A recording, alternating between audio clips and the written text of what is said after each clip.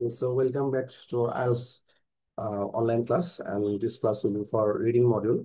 Okay, and this will be an overview of IELTS reading module. Okay, so we can here there is we have Arif Bhai is first class with us, Hasan Shajib Bhai, Talat Bhai, Tani Apu. Okay, so তানি আপু এবং তালাত ভাই আমরা একটু আগের কয়েকটা জিনিস একটু recap করে দিচ্ছি, হ্যাঁ। আহ, যেটা হচ্ছে আগের ক্লাসে একটু রিক্যাপ করবো আজকে, ঠিক আছে, এবং তারপরে বাকি যে পার্টগুলো সেগুলো টাচ করবে।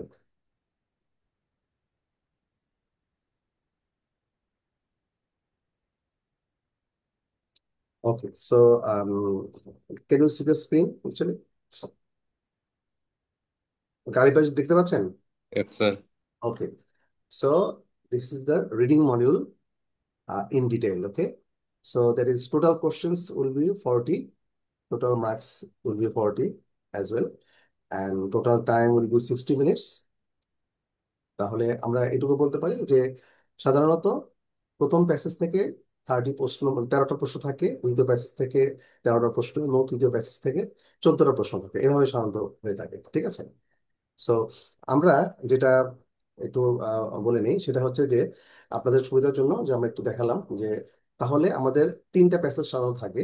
সো 3টা প্যাসেজের মধ্যে প্রথম প্যাসেজটা যতটুকু কঠিন তার থেকে দ্বিতীয় প্যাসেজটা কম্পারেটিভলি বিট ডিফিকাল্ট, হ্যাঁ, কিছুটা ডিফিকাল্ট থাকে, এবং তারপরের পেজটা আরেকটু ডিফিকাল্ট থাকে, ঠিক আছে। সো এইভাবে সাধারণত লেভেল অফ ডিফিকাল্টিটা আপনার মেজার করা হয়, ঠিক আছে। আচ্ছা, তাহলে আপনাদের প্রশ্ন থাকে থাকে যে কি ধরনের কোশ্চেন সেখানে থাকবে। সো কোশ্চেনগুলো এরকম থাকে যে ধরেন ম্যাচিং প্যারাগ্রাফ, তারপরে হেডিং, মাল্টিপল চয়েস কোশ্চেন্স, এর আগে আমরা হয়তো অনেকেই করে এসেছি multiple choice questions, true false not given, অথবা এটা অনেক সময় ইয়েস নো নট গিভেন এরকম থাকে। তারপরে matching paragraph information, sentence completion, short question answer, হ্যাঁ, গ্যাপ সামারি, এই ধরনের কোশ্চেন সাধারণত থাকে আইএলটিএস এর রিডিং মডিউলে, ঠিক আছে। আমার কথা কি শোনা যাচ্ছে? অ্যাকচুয়ালি আমার ওই because of my broken voice actually and heavy voice শোনা যাচ্ছে sir. Due to cold and cough, হ্যাঁ, ওকে। সো সিজনাল ভাইরাসের কারণে actually I have been suffering for more than 4 or 5 days, হ্যাঁ। লাস্টে ক্লাসটা নেওয়ার পর থেকেই আমি খুব আই বিকাম ভেরি সিক, হ্যাঁ। সো দ্যাটস ওয়াই আমি এখনো পুরোপুরি রিকভার করতে পারিনি। আহ, আমার এখনো শরীর খুবই দুর্বল, এবং এখনো মানে গলাটা এখনো পুরোপুরি ক্লিয়ার না। অলরেডি হিউজ কফ, মানে এই কাশির জন্য মাঝে মাঝে আপনাদের একটু মানে এই সমস্যা হতে পারে, so consider it for for this time.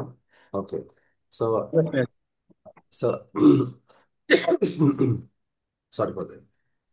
তো অ্যাকচুয়ালি সিজনাল ভাইরাস বোধহয় অনেকেরই হচ্ছে, আমি আহ, যতটুকু জানতে পারছি অনেকেরই, আমি শুনতে পাচ্ছি পরিচিত অনেকেরই, বা এটাকে ভাইরাল ফিভার বা সিজনাল ভাইরাস যেটাই বলি না কেন। আমি তো ভেবেছিলাম বা ডেঙ্গু বা করোনাও হতে পারে, সবগুলো টেস্ট করেছি, তা আলহামদুলিল্লাহ কোনোটাই হয়নি।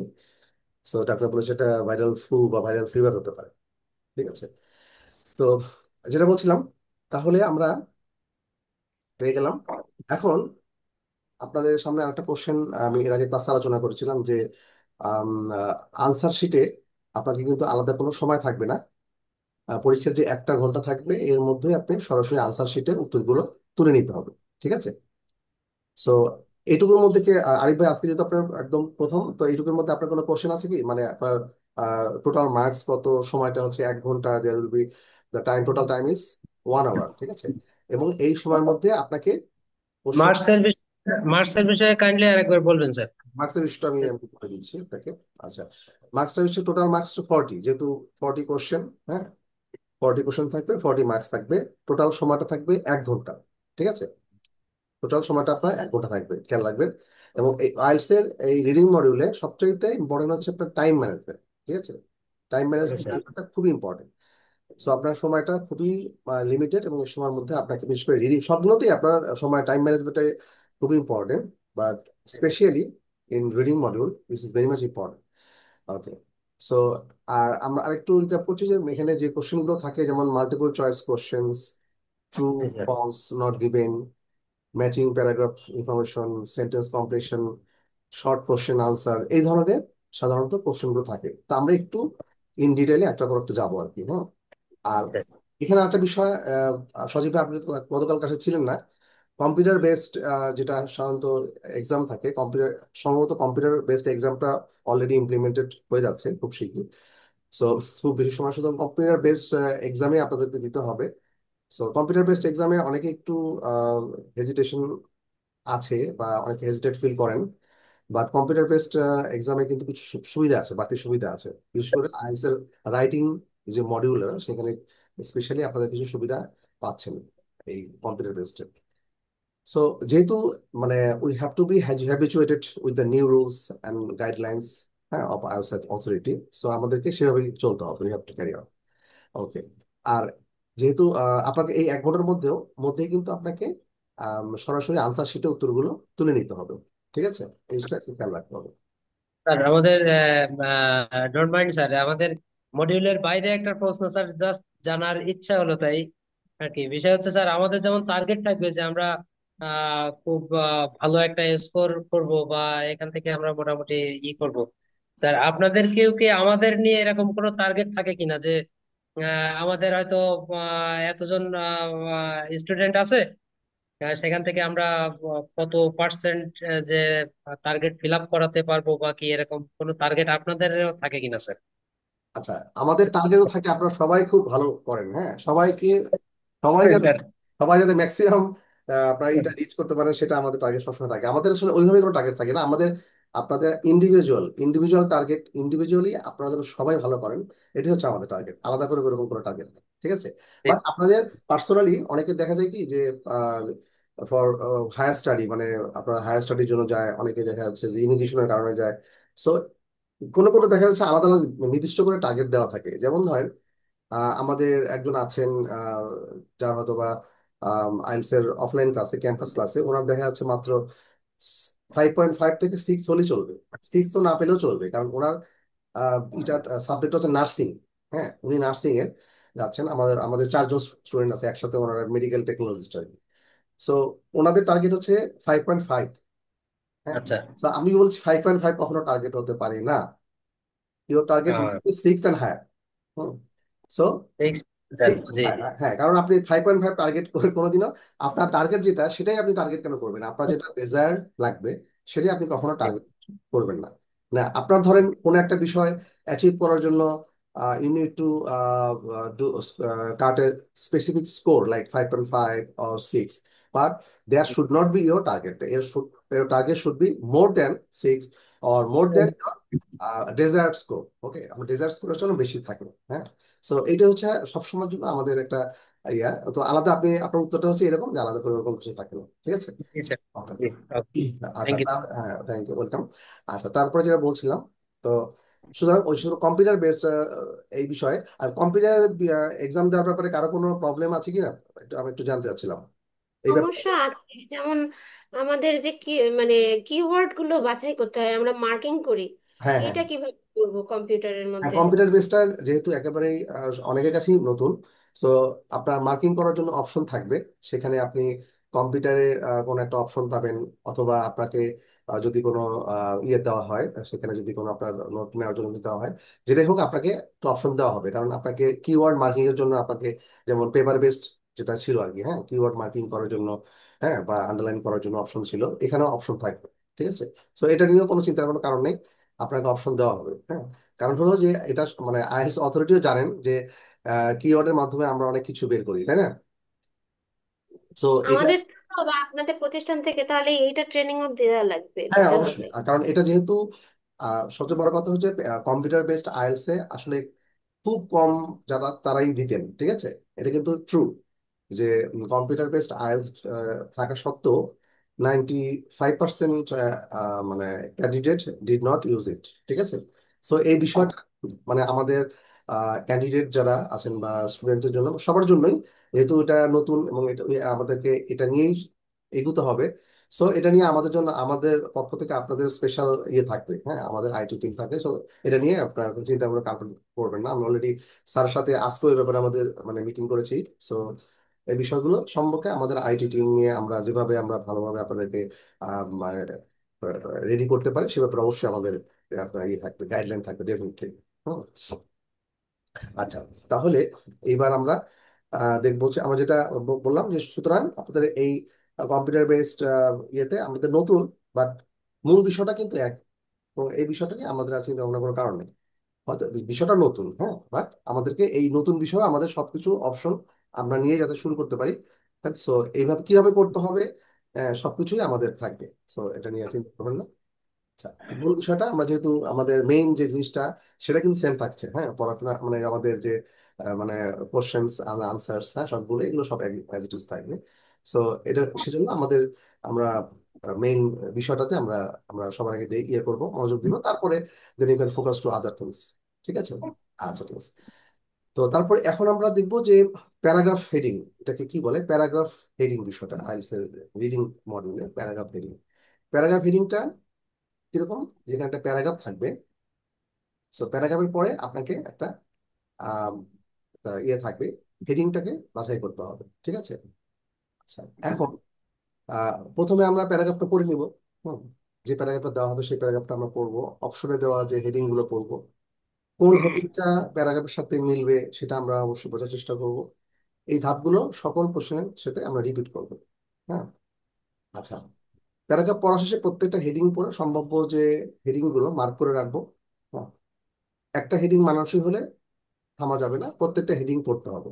সবগুলো হেডিং যখন পড়ার পর সম্ভাব্য যেগুলো হেডিং থাকবে সেগুলোর মধ্যে আমরা একটু কম্পেয়ার করবো, আর সম্ভাব্য হেডিং গুলোর মধ্যে সেটাকে বেশি নিন যেটা যেটা হলো প্যারাগ্রাফটিকে সবচেয়ে ভালোভাবে ডিসক্রাইব করছে, হুইচ ডিসক্রাইবস কমপ্লিটলি। ঠিক আছে? আচ্ছা, আমরা আহ, কিছুক্ষণের মধ্যে আমরা দেখছি একটা স্যাম্পল আমরা আপনাদের দিচ্ছি, সেখান থেকে আপনারা বুঝতে পারবেন যে কিভাবে প্যারাগ্রাফ হেডিংটা আমরা বের করে ফেলবো। ঠিক আছে? আচ্ছা, ছোট্ট একটা আমরা স্যাম্পল একটা প্যারাগ্রাফ দিচ্ছি, ঠিক আছে?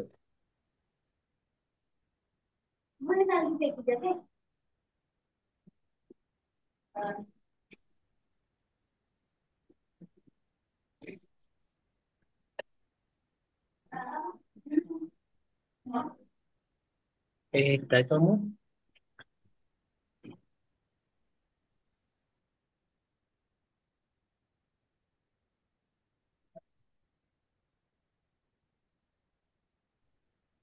এই যে দেখা যাচ্ছে, মানে নিচে যে একটা প্যারাগ্রাফ, এটা কি দেখা যাচ্ছে?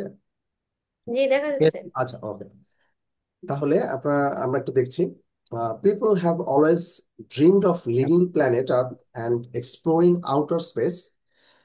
Sputnik, the first artificial satellite, was launched in 1957. ঠিক আছে? A human being went into space in 1961. Nowadays, aided by huge technological advancements, astronauts spend up to a year on orbiting space stations, and robotic explorers have visited nearly all the planets in our solar system. আচ্ছা, এটুকু আমরা একটু বোঝার চেষ্টা করি, হ্যাঁ, সবার আগে। People have always dreamed of living planet Earth and exploring outer space. আচ্ছা, আমরা মানুষ সবসময় আমরা মানে ড্রিম স্বপ্ন দেখে আসছি যে আমাদের এই পৃথিবী ছেড়ে, লিভিং প্ল্যানেট, এই প্ল্যানেট আর্থটাকে ছেড়ে এক্সপ্লোরিং আউটার স্পেস মানে এর পৃথিবীর বাইরে যে সীমাহীন মহাশূন্য, সেটাকে আমরা এক্সপ্লোর করার স্বপ্ন দেখে আসছি। ঠিক আছে? আর স্পুতনিকটা হচ্ছে দ্য ফার্স্ট আর্টিফিশিয়াল স্যাটেলাইট। স্পুতনিকটা হচ্ছে the first artificial satellite, was launched in 1957। এটা 1957 সালে লঞ্চ করা হয়েছিল। A human being went into space in 1961. Human being অর্থাৎ মানুষ স্পেসে কবে গিয়েছে? 1961। ঠিক আছে?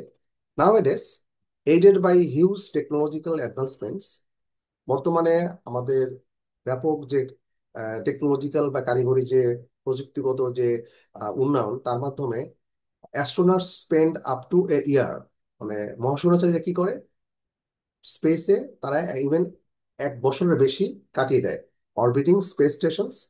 হ্যাঁ, and robotic explorers have visited nearly all the planets in our solar system. এবং রোবোটিক এক্সপ্লোরার মানে কি জানেন? রোবোটিক এক্সপ্লোরার বলতে বোঝানো হচ্ছে যে যারা কিনা যেটা কিনা ম্যান, কোনো মানুষ ছাড়া যেগুলো রোবোটিক এক্সপ্লোরার, যেটা কিনা মানুষ বিভিন্ন অন্যান্য গ্রহে, পৃথিবী ছাড়া অন্যান্য মঙ্গল গ্রহ বা অন্যান্য গ্রহের আশেপাশে মানুষ পাঠিয়েছে। সোলার সিস্টেমে আমাদের সৌরজগতের অন্যান্য গ্রহ কিন্তু মানুষ না গেলেও সেখানে রোবোটিক এক্সপ্লোরার সেখানে ভিজিট করেছে, সেখান থেকে ছবি তুলেছে। এমনকি ধরেন মঙ্গলে আমাদের যে মানুষের তৈরি যে রোবট বা মানুষের তৈরি মানে মহাশূন্য যান সেখানে এখনো আছে, স্টিল নাও বেশ কয়েকটা। সো এটাই হচ্ছে মূল প্যারাগ্রাফ। ঠিক আছে, আরিফ ভাই কি বুঝতে পেরেছেন বিষয়টা? আরিফ ভাই, আপনার কথাটা বোধহয় শুনতে পাচ্ছেন আপনি। আহ হ্যাঁ স্যার, বুঝছি স্যার। এখন ঠিক আছে, হ্যাঁ। ওকে। সজীব ভাই, সজীব ভাই কি বুঝতে পেরেছেন এই প্যারাগ্রাফটা? জি স্যার। আচ্ছা, এই প্যারাগ্রাফটা কিসের উপরে বলেন তো, what it was about? Sir এই যে স্পেসে আপনার ওই অ্যাস্ট্রোনট বা আমাদের কি বলে এটাকে, হ্যাঁ, স্পেস স্পেস এক্সপ্লোরেশন বলতে পারেন। মানে স্পেস মহাশূন্য ভ্রমণ বা স্পেসে মানুষ যে যাচ্ছে সেটা আর কি। আছে, হ্যাঁ, সেই বিষয়ে। হ্যাঁ, তো এই বিষয়ে কি বলেছে, স্পুতনিক, যেটা স্পুতনিক ছিল মানুষের তৈরি প্রথম হুম, মহাশূন্য প্রথম একটা যেটা, মহাকাশ যান হ্যাঁ, যেটা স্পেস প্রথম স্পেসে গিয়েছিল, আর গিয়েছে। আচ্ছা, 1961 সালে মানুষ প্রথম ওখানে যায় আর কি। হ্যাঁ হ্যাঁ, এক্স্যাক্টলি। সো এইটা আহ, এখানে কয়েকটা মানে অর্ডার, আপনাকে একটা প্যারাগ্রাফ দিতে হবে, একটা হেডিং দিতে হবে। হ্যাঁ, হেডিংটার মধ্যে একটা থাকবে হচ্ছে স্পেস শাটল, একটা হচ্ছে আর্থ ওয়াচিং, একটা হচ্ছে ফ্রম স্পুতনিক টু নাও, একটা হচ্ছে ম্যান অন দ্য মুন, একটা হচ্ছে ডেভেলপমেন্ট অ্যান্ড প্রোডাকশন চ্যালেঞ্জেস। ঠিক আছে, I have a question, sir. হ্যাঁ সেটা হ্যাঁ হচ্ছে সেটা হচ্ছে কি স্যার, আমি যে লেটেস্ট আইএলটিএস এক্সামের কোশ্চেন গুলো দেখলাম তো, মানে পাস্টে যে পরীক্ষাগুলো হয়েছে বা এক্সাম গুলো হয়েছে ওগুলোর থেকে পুরোপুরি ভিন্ন আর কি। মানে মিল আছে বাট হ্যাঁ হ্যাঁ, একটু ঠিক আছে, ডিফারেন্ট হয়ে গেছে স্যার, হ্যাঁ হ্যাঁ, ঠিক আছে, আমি অনেকখানি। আসছি। তা আমরা কি স্যার ওই মডিউলেই ইয়া করবো, ওটা হ্যাঁ, করলে কি এটা মানে একদম ভালো হতো? এরকম পুরোপুরি মডিউল না, আমরা আসলে মূল বিষয়টা সবার আগে একটু আলোচনা করে তারপরে আমরা সেখানে যাব। ঠিক আছে, সমস্যা নেই। কারণ জি স্যার। একদম, হ্যাঁ, একদম নতুন বিষয়গুলো আমরা অবশ্যই, যেগুলো কিছুটা স্লাইটলি চেঞ্জ আছে সেগুলো তো আমরা অবশ্যই যাব। কিন্তু ব্যাপারটা হচ্ছে কি যে আমরা আসলে একদম যে বেসিক। স্যার আর একটা বিষয় শুনতে পাচ্ছি স্যার যে এই মানে পেপার বেসড পরীক্ষা নাকি উঠাই দিবে সম্ভবত, হ্যাঁ, হতে পেপার পারে। বেসটা ওঠানোর মানে সম্ভাবনা আমরা আছে। মানে আমাদের প্রিপারেশন ওয়াইজ হয়তো আরো 5-6 মাস লেগে যাবে ই করতে, ততদিনে তো দেখা যাবে যে কিন্তু মানে পুরোপুরি কম্পিউটার বেসড হয়ে গেছে। হ্যাঁ, তো সেই কম্পিউটার, ক্ষেত্রে কি আমরা কম্পিউটার বেসড মানে প্র্যাকটিসটা ওইভাবে করবো নাকি স্যার? হ্যাঁ আপনার কি প্র্যাকটিস, সাজেশন? আমরা মূল বিষয়টা তো সেম।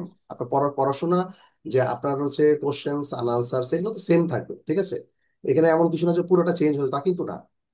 ঠিক আছে, সো আপনাদেরকে ওই যখন আপনার কম্পিউটার বেসড এক্সাম দিতে যে যে বিষয়গুলো আপনাদেরকে কিছু গাইডলাইন থাকবে, সেই গাইডলাইনগুলো আমরা আপনাদের শেয়ার করবো। ঠিক আছে, কম্পিউটার বেসড এক্সাম দেওয়ার জন্য কিন্তু একটা জিনিস খেয়াল রাখবেন, সবকিছু পুরোটা চেঞ্জ হবে না তো।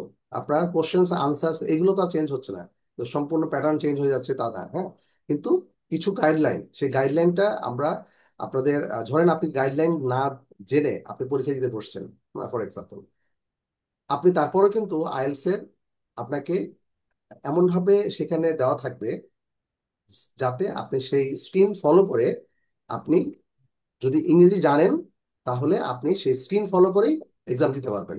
ঠিক আছে, কারণ আপনারা তো জানেন না যে যদিও খুবই কম এক্সাম ক্যান্ডিডেট এই কম্পিউটার বেসড এক্সাম দিয়েছেন, তারপরেও তারা যখন তারা কম্পিউটারে হয়তো আহ, খুব বেশি সাবলীল বা খুব ইজি ইজি ছিলেন বলে তারা হয়তো নিয়েছেন। তারা বলেছেন তাদের কাছ থেকে যে এক্সপিরিয়েন্স, সেটা হচ্ছে যে এমন কিছু না যে এখানে এখানে অনেকেই আমাদের ক্যান্ডিডেট বা লার্নার্স বা স্টুডেন্টস, তারা অনেকেই কিন্তু দেখা যাচ্ছে এই বিষয়টা নিয়ে একটু ওরিড। হ্যাঁ, সো এই ব্যাপারটা আমি লিয়াকত স্যারের সাথে আজকে কথা বলেছি এবং আজকে আমাদের সাথে মিটিং হয়েছে বিষয়। এবং আমাদের যে অ্যাপ্লিকেন্ট বা ক্যান্ডিডেট, তারা বলেছেন যে যদি কেউ না জেনেও, ধরেন আপনি আজকে পরীক্ষা দিবেন paper based, sorry computer based, তারপর আপনি দিতে পারবেন। হুম, আপনার মেজর কোনো প্রবলেম হবেই না। ঠিক আছে, একদম না জেনে পরীক্ষা দিতে হবে তারপর, কারণ তারা এভাবেই ডিজাইন করেছে সো দ্যাট আপনি তাদের গাইডলাইন সামনে যে স্ক্রিনে থাকবে সেটা হুবহু ফলো করে আপনি আপনার এক্সাম দিতে পারবেন। ঠিক আছে। এখন আপনাকে ধরেন আপনাকে কিছু আপনার কিছু জিনিস আমরা ফলো করি, সেই ফলোগুলো আপনি কিভাবে করবেন তখন আপনি সেই স্ক্রিনের মধ্যেই পেয়ে যাবেন যে আপনাকে কি করতে হবে এবং কি করা যাবে না। ঠিক আছে। সো এই বিষয়ে আর চিন্তা ভাবনা করার দরকার নেই, মূল বিষয়টা ঠিকই থাকছে। হ্যাঁ, এই বিষয়টা খেয়াল রাখেন, মূল ব্যাপারটা কিন্তু ঠিকই থাকছে। আইএলস অথরিটি পরীক্ষার সিস্টেম কিছু চেঞ্জ, সিস্টেম বলতে কি যে পেপার বেসড এবং কম্পিউটার বেসড কিছু চেঞ্জ করার চিন্তা করেছে। কারণ হচ্ছে কম্পিউটার বেস করার পিছনে তাদের বেশ কিছু কারণ আছে, সেই কারণগুলো আমরা জেনেছি। সো বিভিন্ন কারণে তারা কম্পিউটার বেসডে যেতে চাচ্ছে পুরোপুরি। সো এই জন্যই আর কি মূলত, তো মূল বিষয়টা অলমোস্ট একই থাকছে। ঠিক আছে। তো এটা নিয়ে আর চিন্তিত হওয়ার কোনো কারণ নেই। আজকে আমরা এই বিষয়টা কথা বলেছি। আচ্ছা, সো যেটা বলছিলাম, আমরা সবার লাস্টে এই বিষয় নিয়ে আরো কথা বলবো, সমস্যা নেই। সো তাহলে এটা যেটা বলছিলাম যে এই যে প্যারাগ্রাফটা আমরা পড়লাম, সো এই প্যারাগ্রাফের মধ্যে কোনটা হতে পারে হচ্ছে আপনার জন্য মানে প্রপার হেডিং হতে পারে। হ্যাঁ, প্রপার হেডিং হতে কি হতে পারে বলেন তো? স্পেস শাটলস, নাকি আর্থ ওয়াচিং, নাকি ফ্রম স্পুতনিক টু নাও, অথবা ম্যান অন। তাহলে দেখান, তাহলে ভালো হবে। হ্যাঁ হ্যাঁ, ও সরি, দেখি। দেখানো ছিল না। আচ্ছা, ঠিক আছে।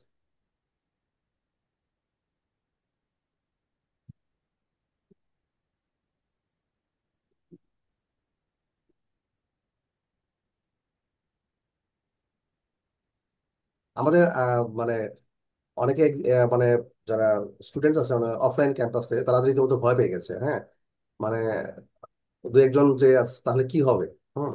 সো এটা এত ভয়ের কিছু নাই, কারণ কি কিছু কিছু ক্ষেত্রে আপনার বাড়তি সুবিধাও আছে। হুম। সো এটাও একটা বিষয় ব্যাপার। কারণ একটা জিনিস খেয়াল রাখবেন, আইএলটিএস রাইটিং এ কিন্তু আপনার লেখার বিষয়টা সবচেয়ে বেশি, এবং সেখানে আপনার সুবিধাটা বেশি। আপনার লেখার ব্যাপারটা কিন্তু আইএলটিএস এ খুব বেশি না, রাইটিং মডিউল ছাড়া। এটা কি খেয়াল করেছেন? অন্যগুলোতে খুব বেশি লেখার কিছু নাই, হয়তো একটা দুটা ওয়ার্ড লিখতে হয় আনসারটা, তাই না? সো আইএলটিএস রাইটিং পার্টে হচ্ছে আপনার লেখার অনেক কিছু থাকে। সেখানে এখানে বাড়তি সুবিধাও আছে। আপনি ব্যাকস্পেস দিয়ে চলে যাচ্ছেন, কোনো একটা জিনিস লেখা কাটাকাটি হলো না, বা আপনি সাথে সাথে ই করে ফেললেন, কি বলে, আপনি ব্যাকস্পেস দিয়ে চলে গেলেন হ্যাঁ ওই জায়গাটা। সো এরকম সুবিধাও আছে। আচ্ছা।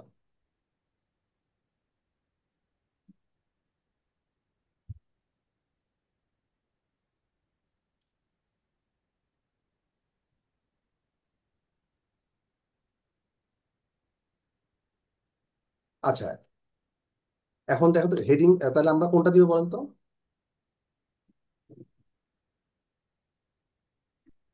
হেডিংটা এখান থেকে আমরা সিলেক্ট কতদিন করবো। করেছি, আচ্ছা, আমরা কি বলবো? না, আপনারা যারা আগ ক্লাসে ছিলেন তারা না বলে সজীব ভাই বা আরিফ ভাই আপনারা একটু বলেন। আমরা তো অলরেডি এই প্যারাগ্রাফটা দেখেছি। হ্যাঁ, জি প্যারাগ্রাফটা স্যার। দেখেছি। হ্যাঁ, সো এটা হচ্ছে আমাদের সেই প্রথম থেকে শুরু করে 1957, সেখান থেকে মানুষ কবে গেল বা এরকম সবকিছু মিলে একটা প্যারাগ্রাফ দেওয়া হয়েছে স্পেস এক্সপ্লোরেশন বিষয়। আচ্ছা, সো তাহলে আমরা এই প্যারাগ্রাফের একটা হেডিং যদি দেই, if we want to select a heading for this paragraph, so what can we choose? তাহলে আমরা কোনটা চয়েস করতে পারি? Sir, development and production challenges. না, এটা স্পেসের কিছু, এখানে স্পেসের কোনো কিছু নাই। সো এটা বাদ যাবে। এখানে স্পেস, স্পেস মানে মূল বিষয় স্পেস, এখানে স্পেসটা নাই, তাহলে এটা বাদ যাবে। এখানে বলেন তো, ম্যান অন দ্য মুন এই সম্বন্ধে কি কিছু বলা ছিল? Man on the moon. Man on the moon, মানুষ চাঁদে গিয়েছিল, হ্যাঁ, ম্যান অন দা না, man on moon. The moon না, মুনের ব্যাপারে কিন্তু কোনো কিছুই বলা নাই। এখানে দেওয়া ছিল কোনটা, যে হিউম্যান বিং কবে স্পেসে গেছে। টোয়েন্টি ইন্টু 1961, হ্যাঁ, কবে গিয়েছিল সেটা। হ্যাঁ, তাও- স্পেসে কবে গিয়েছিল এটা বলা হচ্ছে। সব কথা বলা নাই স্যার। হ্যাঁ, তারপরে ধরেন about space shuttle, space shuttle কি কিছু বলা আছে? স্পেস শাটল, সেটা স্পেস শাটল, স্পেস শাটল হচ্ছে, শাটল বলতে হচ্ছে যেটা মানে স্পেসের যাওয়া আসার জন্য যে আপনার মহাশূন্য যান যেটা ব্যবহার করা হয় সেটা স্পেস শাটল। আচ্ছা, এই বিষয়ে কি কোনো, এটা কি এই টপিকটা কি এই বিষয়ে? স্যার। স্পেস শাটলের কথা কি এখানে কোথাও উল্লেখ আছে? একবার নো উল্লেখ, স্যার। উল্লেখ নাই, তাহলে এটা বাদ যাবে। আর্থ ওয়াচিং, পৃথিবীকে দেখা, এই বিষয়ে কি কোনো আলাদা করে কিছু বলা আছে? Earth watching, earth watching. People have always dreamed of living planet Earth and explosion, Earth crossing. না আর্থ ওয়াচিং, হ্যাঁ, পৃথিবীকে Earth দেখা, এই বিষয় করে। পৃথিবীকে দেখা, এই বিষয়ে তো কোনো কথা আম, এখানে লেখা নাই। পৃথিবীকে দেখা মানে এখানে আপনাকে কিছু কিছু জিনিস বাদ দিয়ে দিতে হবে, হ্যাঁ। জি। এখানে দেখেন, ফ্রম স্পুতনিক টু স্পুতনিক নাও, টু নাও। নাও এইটা হচ্ছে এর আনসার। মানে স্পুতনিক আমি কি আজকে পর্যন্ত, অপশন দিব স্যার, এটা কেন answer ছিল? স্পুতনিক নামে যে যানবাহনে গিয়েছিল সেখান থেকে এই পর্যন্ত এই এখনো পর্যন্ত, আহ, এই পর্যন্ত এইটাই হচ্ছে এটার প্যারাগ্রাফটার হেডিং হবে, ঠিক আছে। ফ্রম স্পুতনিক টু নাও। এখানে দেখেন অন্যগুলো কিন্তু আপনি কিছু কিছু একদম বাদই দিতে পারেন। ডেভেলপমেন্ট এন্ড প্রোডাকশন চ্যালেঞ্জ, এটা একদম বাদ। Man on G, the moon, মানুষ এবং জি। চাঁদ সম্বন্ধে কিন্তু তেমন কিছু বলা নাই, মানে মুন সম্পর্কে কোনো কথাই নেই। তারপরে আর্থ ওয়াচিং, পৃথিবীকে দেখা, পৃথিবীকে দেখা সম্বন্ধে এই ধরনের কিছু নাই, পৃথিবীকে দেখা এটা বাদ। এখানে মহাশূন্য নিয়ে কথা হচ্ছে। মহাশূন্যের কথা হচ্ছে, স্পেস শাটল, স্পেস শাটলের কথা আলাদা করে লেখা নেই যে না স্যার। হ্যাঁ, যে স্পেস শাটলে যাওয়া আসা করে মানুষ, কিন্তু স্পেস শাটল নিয়ে এই টপিকটা না। এই টপিকটা মূলত হচ্ছে ফ্রম স্পুতনিক। স্পুতনিকটা হচ্ছে মানুষের পাঠানোর প্রথম আর্টিফিশিয়াল স্যাটেলাইট, যেটা মহাশূন্যে গিয়েছিল। তার থেকে এই পর্যন্ত মানুষ কোথায় গেছে সেটা বললো, যে এখন মানুষ তো আহ আহ, চাঁদে গেছেও, মানে সেখানে, সেখানে কি sorry, চাঁদের কথা বলি না, সেখানে বলছে মানুষ এই প্রযুক্তিগত যে এত উন্নয়ন, এর মাধ্যমে অ্যাস্ট্রোনটরা এখন মহাশূন্য স্টেশনে চলে যায়, সেখানে 1 বছর বেশি থাকে। এমনকি মানুষের তৈরি মহাশূন্যবিহীন, মানে মনুষ্যবিহীন, মানে মানুষ ছাড়া যে মহাশূন্য যান, রোবোটিক এক্সপ্লোরার, সেগুলো অন্যান্য গ্রহেও চলে গেছে, ঠিক আছে। সুতরাং এখন পর্যন্ত কি হয়েছে স্পুটনিক থেকে এ পর্যন্ত, আমি আজকে একটু সরি একটু সময় বেশি নিচ্ছি, একটু ইন ডিটেলে বোঝানোর জন্য, হ্যাঁ। মানে বিষয়টা ওকে স্যার। সবার আগে মেইন বিষয়টা, বেসিক জিনিসটা যদি আপনারা না বুঝি, হ্যাঁ, সেগুলো তাহলে আপনার পরবর্তী যে আরো নতুন আইটেম গুলো আসবে সেগুলো বুঝতে আরেকটু টাফ হয়ে যাবে। এই জন্য আমি একদম ইজিয়েস্ট একটা ইয়ে থেকে আমরা একটু শুরু করতে চাচ্ছি। যদিও আমরা এই টপিক গুলো গত ক্লাসে একটু আলোচনা করেছিলাম, সো এই একেবারেই বেসিক বলে আমরা আজকে একটু আবার রিক্যাপ করছি, ঠিক আছে। বিশেষ করে আরিফ ভাই এবং ইয়ের জন্য, মানে হাসান সজীব ভাইয়ের জন্য, যে একেবারে নতুন, যেহেতু তারা ক্লাসে এই মডিউলের ক্লাসটা আজকেই শুরু হচ্ছে। সো ওকে, তাহলে এইটাই হচ্ছে মূলত আনসার, ঠিক আছে। তাহলে আমরা বুঝতে পারলাম যে হেডিংটা কিভাবে দিতে হয়, ঠিক আছে। আচ্ছা, এখন তাহলে আর বাকি কিভাবে আমরা আরো কিছু স্যাম্পল, আমরা প্যারাগ্রাফ অ্যানালাইসিস করব, সেখান থেকে কিভাবে কোশ্চেন হয় এবং সেখান থেকে কিভাবে আমরা আনসার গুলো করবো, সেগুলো আমরা কিছুক্ষণের মধ্যে আমরা দেখছি যে সেগুলো থেকে আমরা কিভাবে আনসার করবো, ঠিক আছে। আচ্ছা, এখন আমরা ধরেন প্যারাগ্রাফ হেডিংটা আমরা বুঝতে পারলাম। এরপরে আমরা একটু যাব হচ্ছে multiple choice question. Multiple choice question কিন্তু আমরা অনেক দেখেছি, অনেক পড়েছি।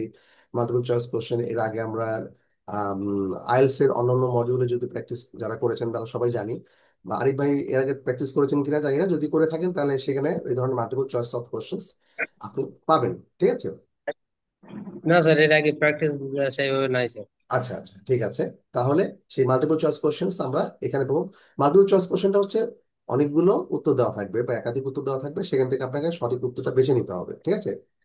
তাহলে আপনার তিনটা মধ্যে একটা, বা পাঁচটার মধ্যে দুটো অপশন সিলেক্ট করা, বা ছটার মধ্যে তিনটা সিলেক্ট করা, এরকম অপশন থাকতে পারে, ঠিক আছে।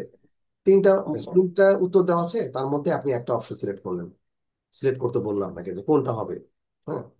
সো আপনাকে তখন কি করবে, আপনাকে আহ অন্যান্য যে তিনটা, যে সঠিক উত্তরটা ছাড়া বাকি যে দুটো আনসার আছে, সেগুলো কিন্তু আপনাকে ডিস্ট্র্যাক্ট করবে, মানে আপনাকে একটু কনফিউজ করবে, একটু আপনাকে অন্যদিকে নিয়ে যাবে, যে আপনাকে যাতে একটু মানে আপনি কতখানি অ্যাকুরেট, আপনি কতখানি ভালোভাবে পড়েছেন টেক্সটটা, সেটা আপনাকে অ্যানালাইজ করবে, জাজ করবে, ঠিক আছে।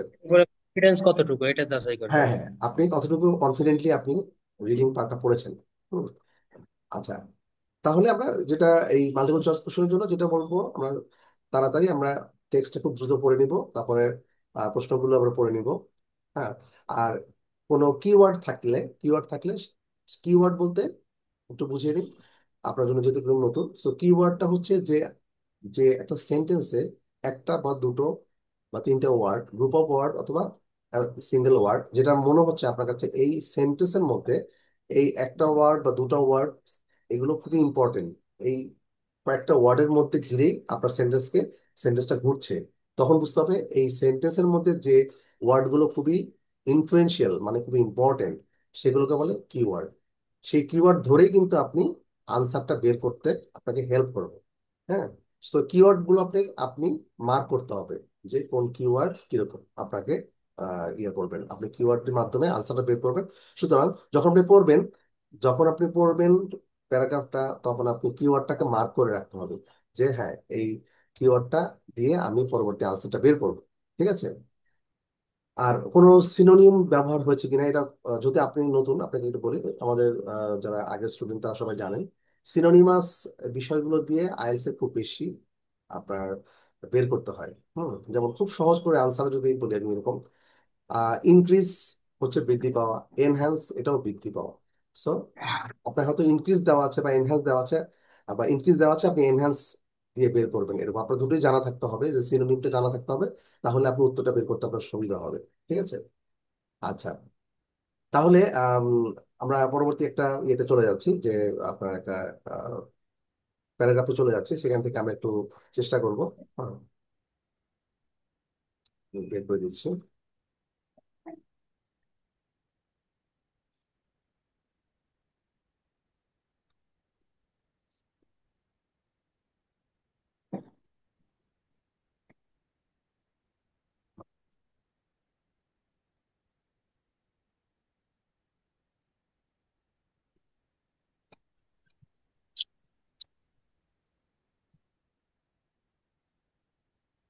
আচ্ছা, এখন দেখতে পাচ্ছেন তাই না স্ক্রিনটা?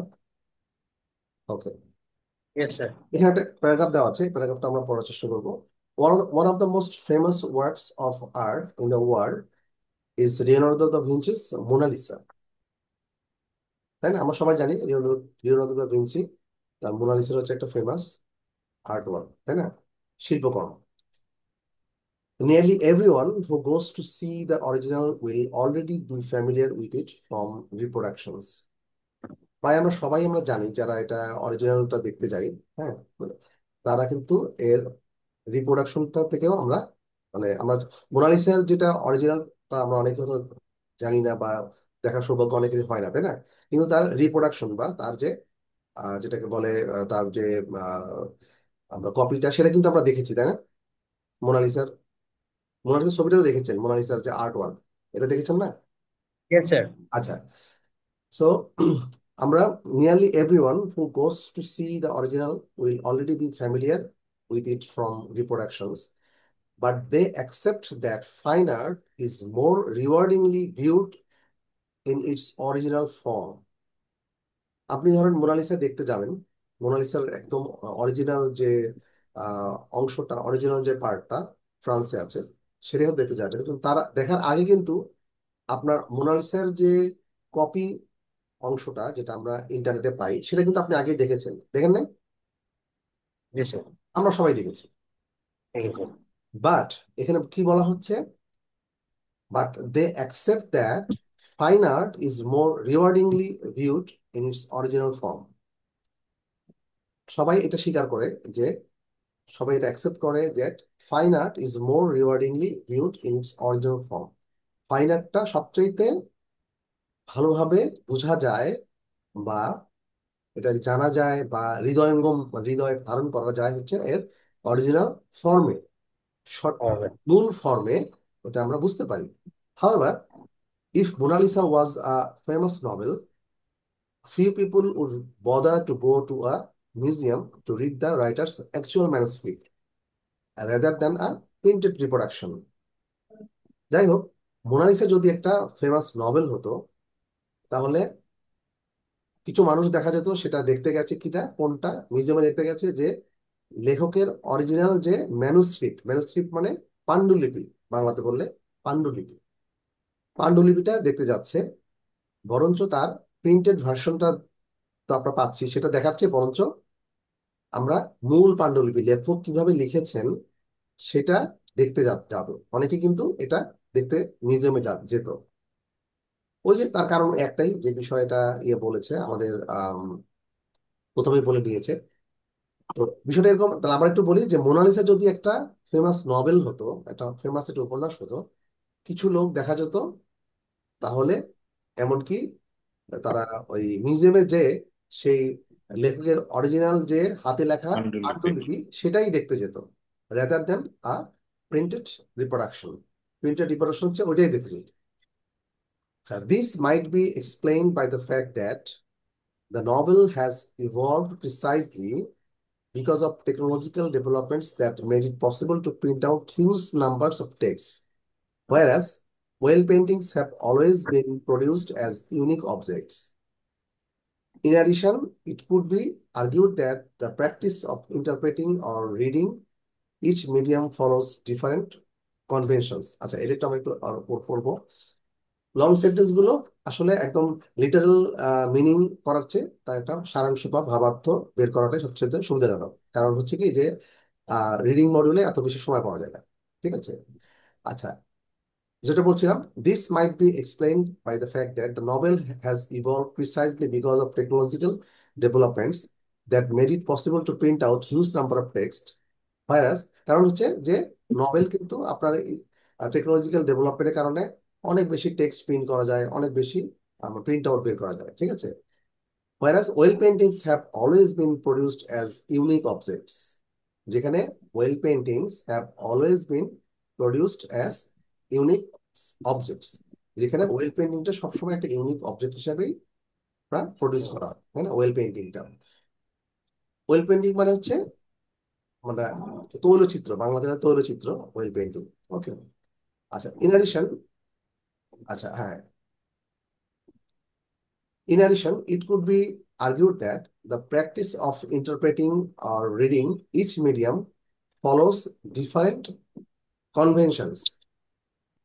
অতিরিক্তভাবে এটা বলা যায়, it could be argued that practice of interpreting of or reading each medium, কোন একটা শিল্পকর্ম বোঝা, রিডিং মানে বোঝা, হ্যাঁ, বা ইন্টারপ্রেটিং ব্যাখ্যা করা, কোন একটা শিল্পের মাধ্যমটাকে বোঝা, এটা এটা ডিপেন্ড করে মানে আপনার it could be argued that practice of interpreting or reading each medium follows different conventions, বিভিন্ন কনভেনশনস, রীতি বা নীতি, কনভেনশন হচ্ছে এর উপরে ডিপেন্ড করে।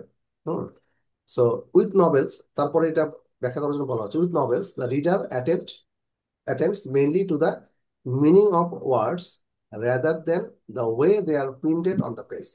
যেমন ধরেন, উদাহরণস্বরূপ এটা বলা হচ্ছে যে নভেলে বা উপন্যাসে the reader attends mainly to the meaning of words.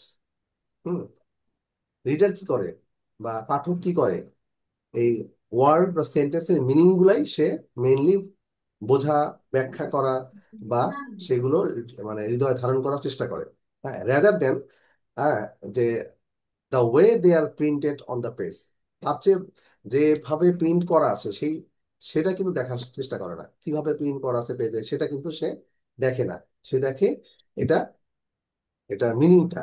ঠিক আছে, যে meaning of words, meaning of sentence কিভাবে সেটা বলা আছে। হ্যাঁ, সালাম আলাইকুম। ওয়ালাইকুম আসসালাম। স্যার অ্যাকচুয়ালি আমি আপনার কথা একটু বলছিলাম কিন্তু স্যার তো কোনো যোগাযোগ করেন এরপরে। আচ্ছা মেজর ভাই, আপনি এই বিষয়ে আমরা একটু ক্লাসের শেষে আলাপ করি। আপনি কি আমাদের আইএলটিএস এর ক্লাসে ছিলেন? জি স্যার। আচ্ছা স্যার আচ্ছা, আপনাকে তো বলছিলাম, আপনি হ্যাঁ হয়তো বলছিলাম, কিন্তু ভুলে এখন এটা আসলে গেছেন। তো আমাদের অফিসের ব্যাপার, আমি তো আসলে জি। শুধুমাত্র আহ, স্যার তো আমার সাথে যোগাযোগ করার কথা ছিল হ্যাঁ কিন্তু আমি পরে তো আর করে আমি তো নাই। বলেছিলাম, তারপরে আসলে আপনার মধ্যে আপনি যোগাযোগ করেননি। তাহলে আপনি একটু ক্লাসের শেষে আমরা একটু কথা বলি, কারণ আমি যেটা, নিজেও কল দিছিলাম, কলে যোগাযোগ করে নাই। আচ্ছা, তাহলে আমি আপনাকে আমি একটা নতুন নাম্বার দিচ্ছি, আপনি নাম্বারে কথা বলে নিন, হ্যাঁ, ক্লাসের শেষে আমি একটু কথা বলি। হ্যাঁ, যেহেতু আমরা একটা নতুন মডিউল শুরু করেছি, তো ঠিক মাঝামাঝিতে আছি। ঠিক আছে মেজা ভাই, জি আমি নাম্বারটা আপনাকে দিয়ে দিচ্ছি, আপনি একটু কথা বলে নিন। কারণ ব্যাপারটা হচ্ছে কি যে অ্যাডমিন ইস্যুস যেগুলো আছে, অ্যাডমিন ইস্যুস, আমাদের শুধুমাত্র আপনাদের ক্লাস রিলেটেড বিষয়গুলো দেখি, এখানে অনেকে আছেন, অনেকগুলো ডিপার্টমেন্ট আছেন, তারা আসলে কোনগুলো আপনাকে কিভাবে ডেলিভারি দিবেন, কোন সার্ভিস গুলো প্রোভাইড করবেন, আসলে আমাদের আমি আমি মাঝে মাঝে বলতে পারি আপনাদের পক্ষে কোনো একটা কথা হয়তো বা আমি বলতে পারি সর্বোচ্চ, কিন্তু আমার কথা বলার চেয়ে আপনি বলারটাই বেশি গুরুত্বপূর্ণ হয়। ঠিক আছে, আর জি হট হবে না। হ্যাঁ, সো সবচেয়ে ভালো হয় আপনি যদি একটু ক্লাসে পড়েন, আমি নাম্বারটা আমি আপনাকে দিয়ে দিচ্ছি, হ্যাঁ, আপনি ওকে স্যার। কালকে 11টার সময় আমি একটু নাম্বারটা দিয়ে দিচ্ছি, আমি এই যে চ্যাট বক্সে নাম্বারটা দিয়ে দিচ্ছি, আপনি কালকে একটু কাইন্ডলি কথা বলে দিন। কখন কথা বলবো স্যার? সকাল 11টার পরে একটু ফোন করবেন। হ্যাঁ, ওই যে মেইন টিচার, যে উনাকে তো না, ওই যে হ্যাঁ, স্যার। আমি আপনার যে যে হেড অফ অ্যাডমিন ওনার নাম্বারটা দিয়ে দিচ্ছি, সরাসরি ওনার নাম্বারটা আছে, আপনি এই নাম্বারটা আমি দেখতে পাচ্ছেন? আহ স্যার আমি কপি করে নিই। আচ্ছা, আপনি প্লিজ একটু কপি করে নেবেন। হ্যাঁ, ওকে স্যার। স্যার আচ্ছা, কয়টার দিকে কথা বলবো? আপনি কালকে 11টার পরে, সকাল 11টার পরে ফোন দিলেই হবে, ঠিক আছে? 11টার পর? আচ্ছা ঠিক হ্যাঁ, আছে স্যার। ঠিক আছে তাহলে। সালাম আলাইকুম। জি, ওয়ালাইকুম আসসালাম। ওকে, তাহলে আমরা যেটা বলছিলাম, আসলে আমাদের পুরাতন একটা ওনার একটা ইস্যু ছিল, সেই ইস্যুটা ওনার হয়তোবা উনি যে ইস্যুটা বলছেন আসলে ওটা মানে হয়তোবা ইনস্ট্যান্টলি সলিউশন দেওয়া সম্ভব না। হ্যাঁ, উনি হয়তোবা মানে কোন একটা কোর্স লম্বা সময় পরে পড়বেন বা এরকম কিছু একটা, আমার ঠিক মনেও নাই ওনার ওনার ইস্যুটা। সো ওনার ইস্যুটা আমাদের অ্যাডমিন ওনারা ভালো বলতে পারবেন। হ্যাঁ, সে আমার আসলে তেমন ধারণা নেই।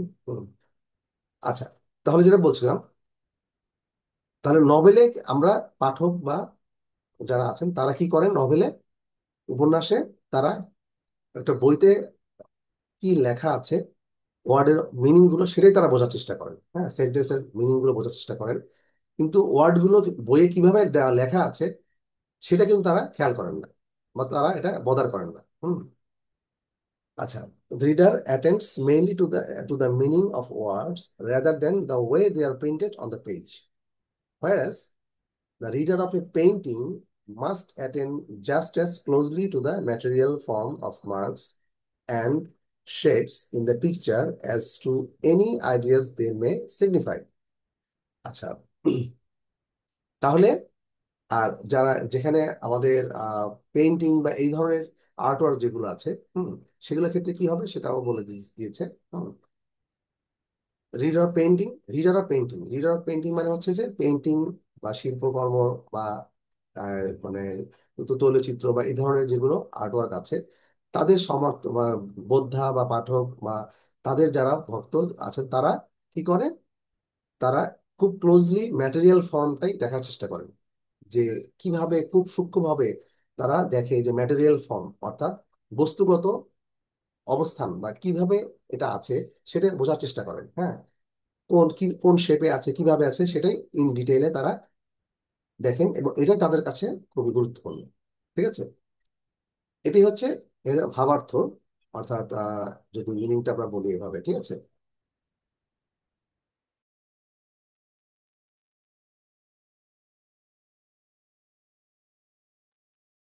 সরি আসলে এই ভাইরাল ফিভারটা এত বেশি মানে বিরক্তিকর, যে বলার মতো না। সরি। ওকে, তাহলে আমরা কয়েকটা আমরা দেখবো, এরপরে মাল্টিপল চয়েস কোশ্চেন গুলো আমরা একটু পরে বোঝার চেষ্টা করবো। ঠিক আছে, আমরা মাল্টিপল চয়েস কোশ্চেন গুলো দিচ্ছি। Okay sir. হ্যাঁ। তাহলে কি আরিফ ভাই, সজীব ভাই, আপনারা কি এই একটু দেখেছেন, এটা খেয়াল করেছেন? জি স্যার স্যার। আমরা আমরা একবার পড়ি স্যার এটা একটু পুরা। প্লিজ প্লিজ একটু করবেন, আমি একটু আপনাদের সময় দিচ্ছি, একটু জি। প্লিজ আবার একটু পরে, আমি অলরেডি আপনাকে বুঝিয়ে বলেছি, আপনি একটু পরে প্লিজ। হ্যাঁ, মানে ভালো হয়।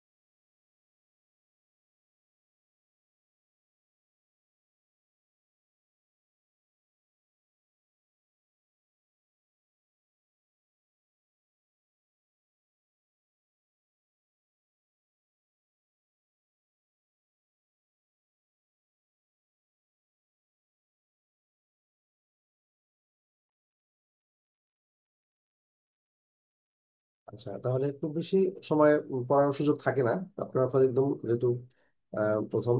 সো মূল বিষয়টা তো মনে হয় বুঝতে পেরেছেন, আশা করি, না? মূল বিষয়টা, এখানে যে মেইন যে বিষয়টা নিয়ে কথা বলা হচ্ছিল, সেই বিষয়টা একটু বোঝার চেষ্টা করতে হবে।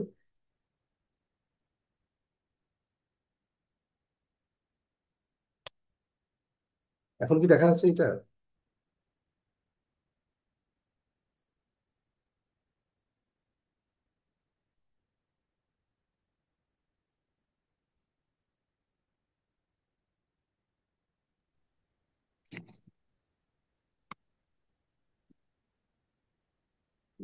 আচ্ছা, আপনার মোটামুটি তাহলে পড়া তো হয়ে গেছে, না?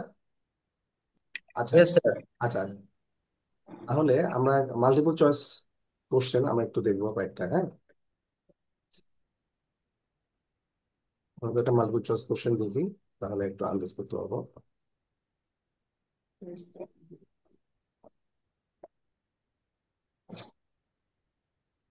আচ্ছা, সো এখানে দেখেন, according to the passage, Mona Lisa is, Mona Lisa আসলে কি? Da Vinci's masterpiece, one of the famous works of art, just another painting, the only work on art. ঠিক আছে? এখন ব্যাপারটা হচ্ছে, দেখেন, এখানে অনেক সময় দেখা যাচ্ছে দুইটা ওয়ার্ড, দুইটা অর্থ আপনার কাছে খুব কাছাকাছি লাগবে, মনে হচ্ছে হবে যে দুইটাই কাছাকাছি। আপনাকে সিলেক্ট করতে হবে which one is more accurate, আরো বেশি অ্যাকুরেট কোনটা, সেটা আপনাকে ফাইন্ড আউট করতে হবে, কোনটা বেশি অ্যাকুরেট, তাই না? সো এটা আপনাকে বের করে নিয়ে আসতে হবে। হুম। ওয়ান অফ ফেমাস ওয়ার্ডস মনে হয় ফর। এ হবে স্যার, একের এ। আচ্ছা, অ্যাকর্ডিং, এটা কি বলা আছে? দ্য ভিন্সিস মাস্টারপিস, কিন্তু মাস্টারপিস অবশ্যই এটা। আচ্ছা, তারপরে কি বলা আছে? One of the famous works of art. One of the famous works of art. আচ্ছা, আপনার কাছে এটাই মনে হচ্ছে, তাই না? জি স্যার। আচ্ছা, আর আম, সজীব ভাই বলেছেন হচ্ছে যে ভিন্সিস মাস্টারপিস। আচ্ছা, এখানে কেন one of the famous works of art, আপনারটা রাইট হয়েছে আরিফ ভাই। সো আপনার রাইট হয়েছে, কেন রাইট? এটা রাইট যে সেটা হচ্ছে যে এটা অবশ্যই ভিনসিস মাস্টারপিস, কিন্তু ভিনসিস মাস্টারপিস সম্বন্ধে এখানে কিন্তু কথা বলা হয়নি। এখানে ফেমাস ওয়ার্কস অফ আর্ট, এইটা কিন্তু, হ্যাঁ, এটা one of the famous works of art, তার সেই বিষয় হিসাবে এই প্যারাগ্রাফে এসছে, কিন্তু মাস্টারপিস হিসাবে আসেনি। কিন্তু এটা কিন্তু এমন না, এটা কিন্তু মাস্টারপিস না তা কিন্তু করে বলতে পারবেন না। এটা right, but more accurate answer is one of the famous works of art. ঠিক আছে? Yes sir. হ্যাঁ, মোর অ্যাকুরেট যেটা, সজীব ভাই বুঝতে পেরেছেন? জি জি। হ্যাঁ, যেটা মোর অ্যাকুরেট, হ্যাঁ, ভিন্সির মাস্টারপিস তো অবশ্যই, এতে কোনো ভুল নাই, কিন্তু এখানে এই প্যারাগ্রাফে, এই পার্টে এই হিসাবে এটা আসে নাই, এই প্যারাগ্রাফে অন্যভাবে এসছে, সেটা, হ্যাঁ, সেটা আমরা আনসারটা দিব। তারপরে আনসার কোশ্চেন ছিল, why do people have to view art in its original form? মানুষ কেন আর্টকে তার অরিজিনাল ফর্মে দেখতে চায়? আর্টকে মানুষ কেন তার অরিজিনাল ফর্মে দেখতে চায়? হুম।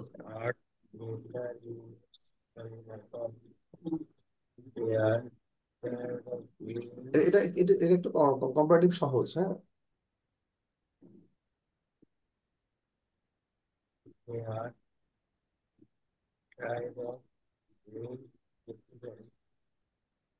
They can appreciate art better in its original form. In They it's original way. they are tired of viewing duplicates. Duplicate দেখে তো হরানো হয়ে গেছে, নাকি বোথ এ অ্যান্ড বি, নাকি নান অফ দ্য অ্যাবভ? তাহলে সজীব ভাই, আপনার অ্যান্সারটা কোনটা হবে? স্যার আমি বলতে চাচ্ছি দুইয়ের এ, দে ক্যান অ্যাপ্রিসিয়েট আচ্ছা, okay, art better in its original form. Real form, fine. আর সজীব ভাই, আপনার উত্তরটা কি এটাই? আমারও এটা মনে হচ্ছে স্যার, হ্যাঁ, ঠিক বেটার আছে, original. Yes, this is the right answer. Because they can appreciate art, ওই যে কথা বলা হয়েছে, reading, reader of art. Reader of art মানে হচ্ছে যে যে কিনা আর্টের তো রিডার বলতে হচ্ছে যে বইয়ের রিডার না, এটা হচ্ছে আর্টকে আলাদাভাবে বোঝা, ইন্টারপ্রেট করা, মানে ব্যাখ্যা করা, হ্যাঁ, এটা হৃদয়ে ধারণ করা, সবকিছু মিলেই এটা হচ্ছে রিডার বলেছে, হ্যাঁ। সো অ্যাপ্রিসিয়েট, রিড করা, হ্যাঁ। এই- লেখাটা একটু বড় করলে ভালো হতো। ও আচ্ছা আচ্ছা, ঠিক আছে, একটু ছোট হয়ে গেছে, না? আচ্ছা, fine. দেখছো? এখন মনে হয় ঠিক আছে না? আচ্ছা, এখন ঠিক আছে কি? জি ঠিক আছে। আচ্ছা, ঠিক আছে। তাহলে according to the passage, what is the difference between a novel and a painting? এই প্যাসেজ অনুসারে সি নভেল স্যার, এবং সি, পেইন্টিং। Answer C. আচ্ছা, নাম্বার এ হচ্ছে no difference, number B novels are unique, number C paintings are unique objects, D none of the above. হ্যাঁ, sir paintings are unique objects. কি আচ্ছা, হবে? Yes, answer is right, paintings are unique objects. আচ্ছা, painting গুলো unique object হয় কারণ আসলে novel novel unique object, but painting কেন ইউনিক অবজেক্ট সেটা ব্যাখ্যা দেওয়া হয়েছে ইন ডিটেলস, আমরা সেখানে ব্যাখ্যাটা পেয়েছি।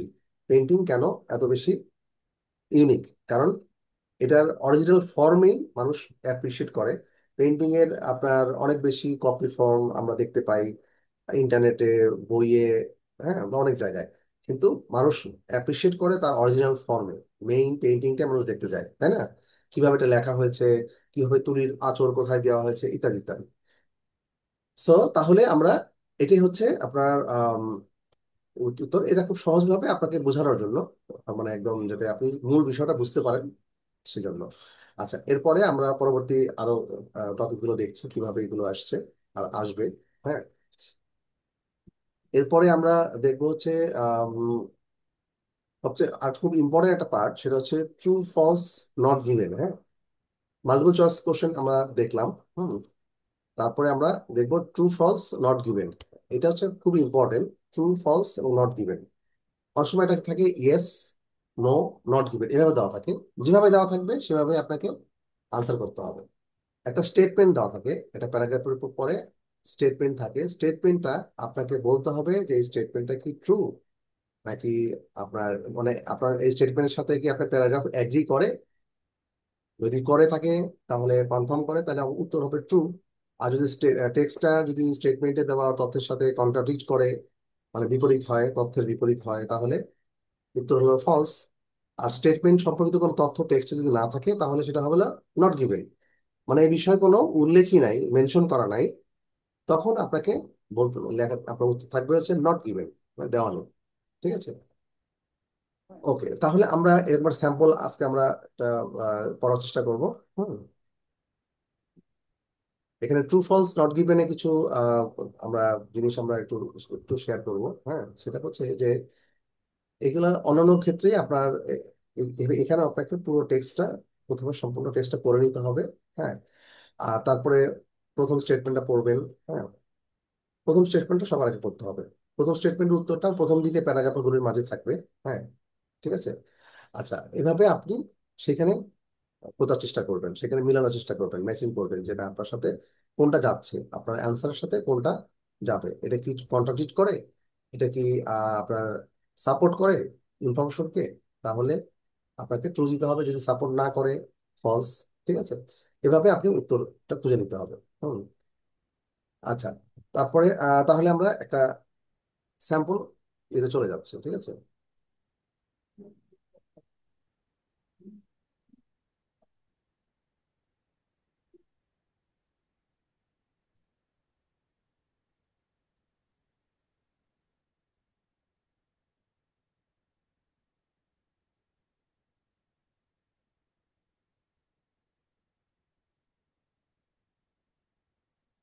আচ্ছা, আপনারা একজন পড়বেন তাহলে হচ্ছে ভালো হয়। কে পড়বেন বলুন তো?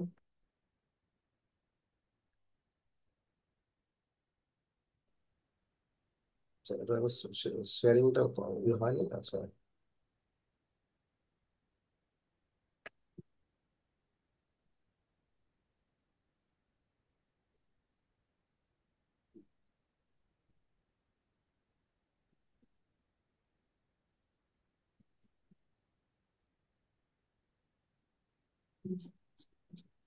Just a minute.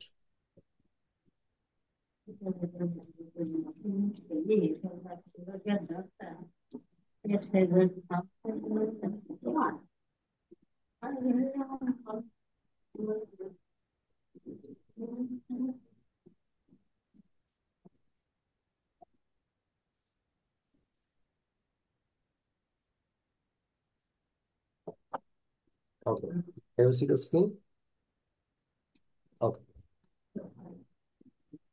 এখানে আমি একটা প্যারাগ্রাফ পড়ছি, আপনার বেটার আপনারা কি একজন পড়লে ভালো হয়?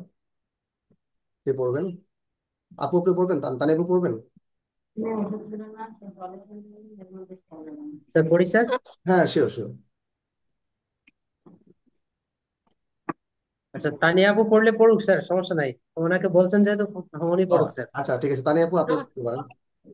ওকে, ঠিক আছে। আচ্ছা ঠিক আছে। The most famous pyramid is the Great Pyramid of Giza, which is actually only one of over 100 surviving pyramids. There is a long-standing question about how the pyramids were built given the lack of technology over 40,000 years ago. But scientists are পিসিং piecing Singh together the puzzle. The blocks which make up the pyramids were hewn from quarries and then transported to the pyramids for construction. This was an incredible feat considering the distance that the raw materials had to travel and their enormous weight. Weight The transportation of the materials was either by river using a boat or by land using a wooden sledge sled. Sledge Given the softness of the ground, the wheel would have been of little use had it been invented at that time. It is believed that the sand in front of the sleds was wet with water মাউসটা সরাতে হবে, in order to facilitate the movement of the sleds and reduce friction. friction. These saddles were pulled manually or sometimes by using beasts of burden, depending on the age is At which at which the sledges sleds could move over the ground. Interestingly, 2,000 years after the pyramid building area of the ancient Egypt, the Romans moved stones using similar technologies at Baalbek. Once the blocks arrived at the pyramid construction site, it is thought they were moved into place using a ramp and pulley system. Okay. এখানে আসলে what it was about, it was about great pyramid of Gaza. Hmm, তাহলে গাজার great pyramid সম্বন্ধে এটা বলা হচ্ছে। হুম, Giza.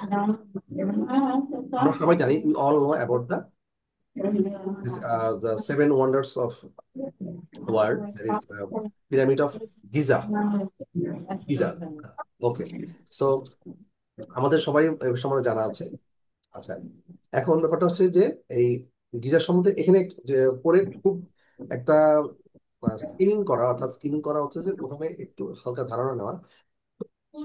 Sorry, এই geyser পিরামিডটা সম্বন্ধে বানানোর একটা বিষয়ে কথা বলা হচ্ছে, তাই না? গিজার পিরামিডটা কিভাবে, how it was built, what do think about it, মানে এই প্যারাগ্রাফের সম্বন্ধে আপনার প্রথমে কি ধারণা আসবে গিজার পিরামিড সম্পর্কে? আরো আছে, সমস্যা নেই, তারপর আচ্ছা আমি পড়ে যাবো এরপরে। তাহলে আমি একটু পড়ে যাচ্ছি, একটু মেইন সামারিটা একটু বলার চেষ্টা করবো। তাহলে most famous pyramid is the Great Pyramid of Giza, which is actually only one of over 100 surviving pyramids. মানে যে 100টা পিরামিড এখনো সার্ভাইভ করে আছে, তার মধ্যে বেস্ট এবং সবচেয়ে ফেমাস হচ্ছে কোনটা? Giza. Great Pyramid of Giza. There is a long-standing question about how the pyramids were built, given the lack of technology over 4,000 years ago. But scientists are piecing together the puzzle. এটা একটা তো এই পিরামিডটা idiom, কিভাবে তৈরি হয়? বহু idiom, দীর্ঘদিন idiom মানে হচ্ছে এটা একটা লং স্ট্যান্ডিং দীর্ঘদিনের একটা কোশ্চেন থেকে গেছে যে পিরামিডটা কিভাবে অ্যাকচুয়ালি তৈরি করা হয়েছে। আহ, ওই সময় টেকনোলজির যে একটা অভাব থাকার কথা 4,000 বছর আগে, বাট সায়েন্টিস্ট সেই পাজলটাকে তারা পিস করার চেষ্টা করছে, মানে পাজলটাকে ব্রেক করার চেষ্টা করছে। The blocks which make up the pyramids were hewn from quarries, হ্যাঁ, and then transported to the pyramid for construction. এই ব্লকগুলো, যে ব্লকগুলো আমরা এখন দেখতে পাই, দ্য ব্লকগুলো যেটা কিনা মেকআপ পিরামিড তৈরি করেছে, এগুলো খনি থেকে, যে পাথরের যে পাথরটা যেখানে মেইন পাথর যেখানে থাকে সেই পাথর থেকে কাটা হয়েছিল। পাথর মিউট হয়ে সেখানে, যায়, ডিস্টার্ব হচ্ছে কথাগুলো। আচ্ছা এখানে আরিফ ভাই আপনি মাইক্রোফোনটা একটু বন্ধ করে দেন, মাইক্রোফোনটা। হ্যাঁ, হ্যাঁ, ঠিক আছে, থ্যাংক ইউ। আচ্ছা তাহলে এখানে যে প্রথমে বলা হলো কি, আচ্ছা যেটা বলা হচ্ছিল যে এই খনিতে, এই খনিতে বা কোয়ারিস যে খনি বা যেখান থেকে পাথরগুলো পাওয়া হয় সেখানে এটা কাটা হয়। অনেক লম্বা, অনেক বড় ভারী পাথরের চাই বলা হয়। সো এটাকে কাটা হয়েছে এবং মেইন কোশ্চেন ওয়াজ যে the blocks which make up pyramids are hewn from quarries and then transported to the pyramids for construction. এবং সেখানে পিরামিডের কাছে নিয়ে আসা হয়েছে কনস্ট্রাকশনের জন্য। This was an incredible feat considering the distance that the raw materials had traveled and their enormous weight. এটা একটা মানে অসম্ভব একটা বিষয় ছিল যে এত ভারী একটা জিনিস, হ্যাঁ, এই র ম্যাটেরিয়ালস গুলো, এই বিশাল পাথরের চাইগুলো কিভাবে সেখানে নিয়ে আসা হয়েছে, এটা একটা অস্বাভাবিক একটা ঘটনা ছিল, বা মানে অবিশ্বাস্য একটা ঘটনা। হ্যাঁ, এত ভারী জিনিস এবং এটা এত দূর পর্যন্ত ট্রাভেল করায় নিয়ে আসতে হয়েছে। ঠিক আছে, the transportation of the materials was either by river using a boat. হতে পারে যে ট্রান্সপোর্টেশন এই ম্যাটেরিয়াল গুলো রিভারে করে আনা হয়েছে, বা অথবা by land using a wooden sledge. Wooden sledge সেই সময় আহ, মানে আনএবল ছিল না তা না, ছিল। তারা, বিজ্ঞানীরা এটা এটা কনসিডার করছেন যে এরকম কিছু উডেন স্লেজ দিয়েও আনা হতে পারে। Given the softness of the ground, the wheel would have been of little use had it been invented at that time.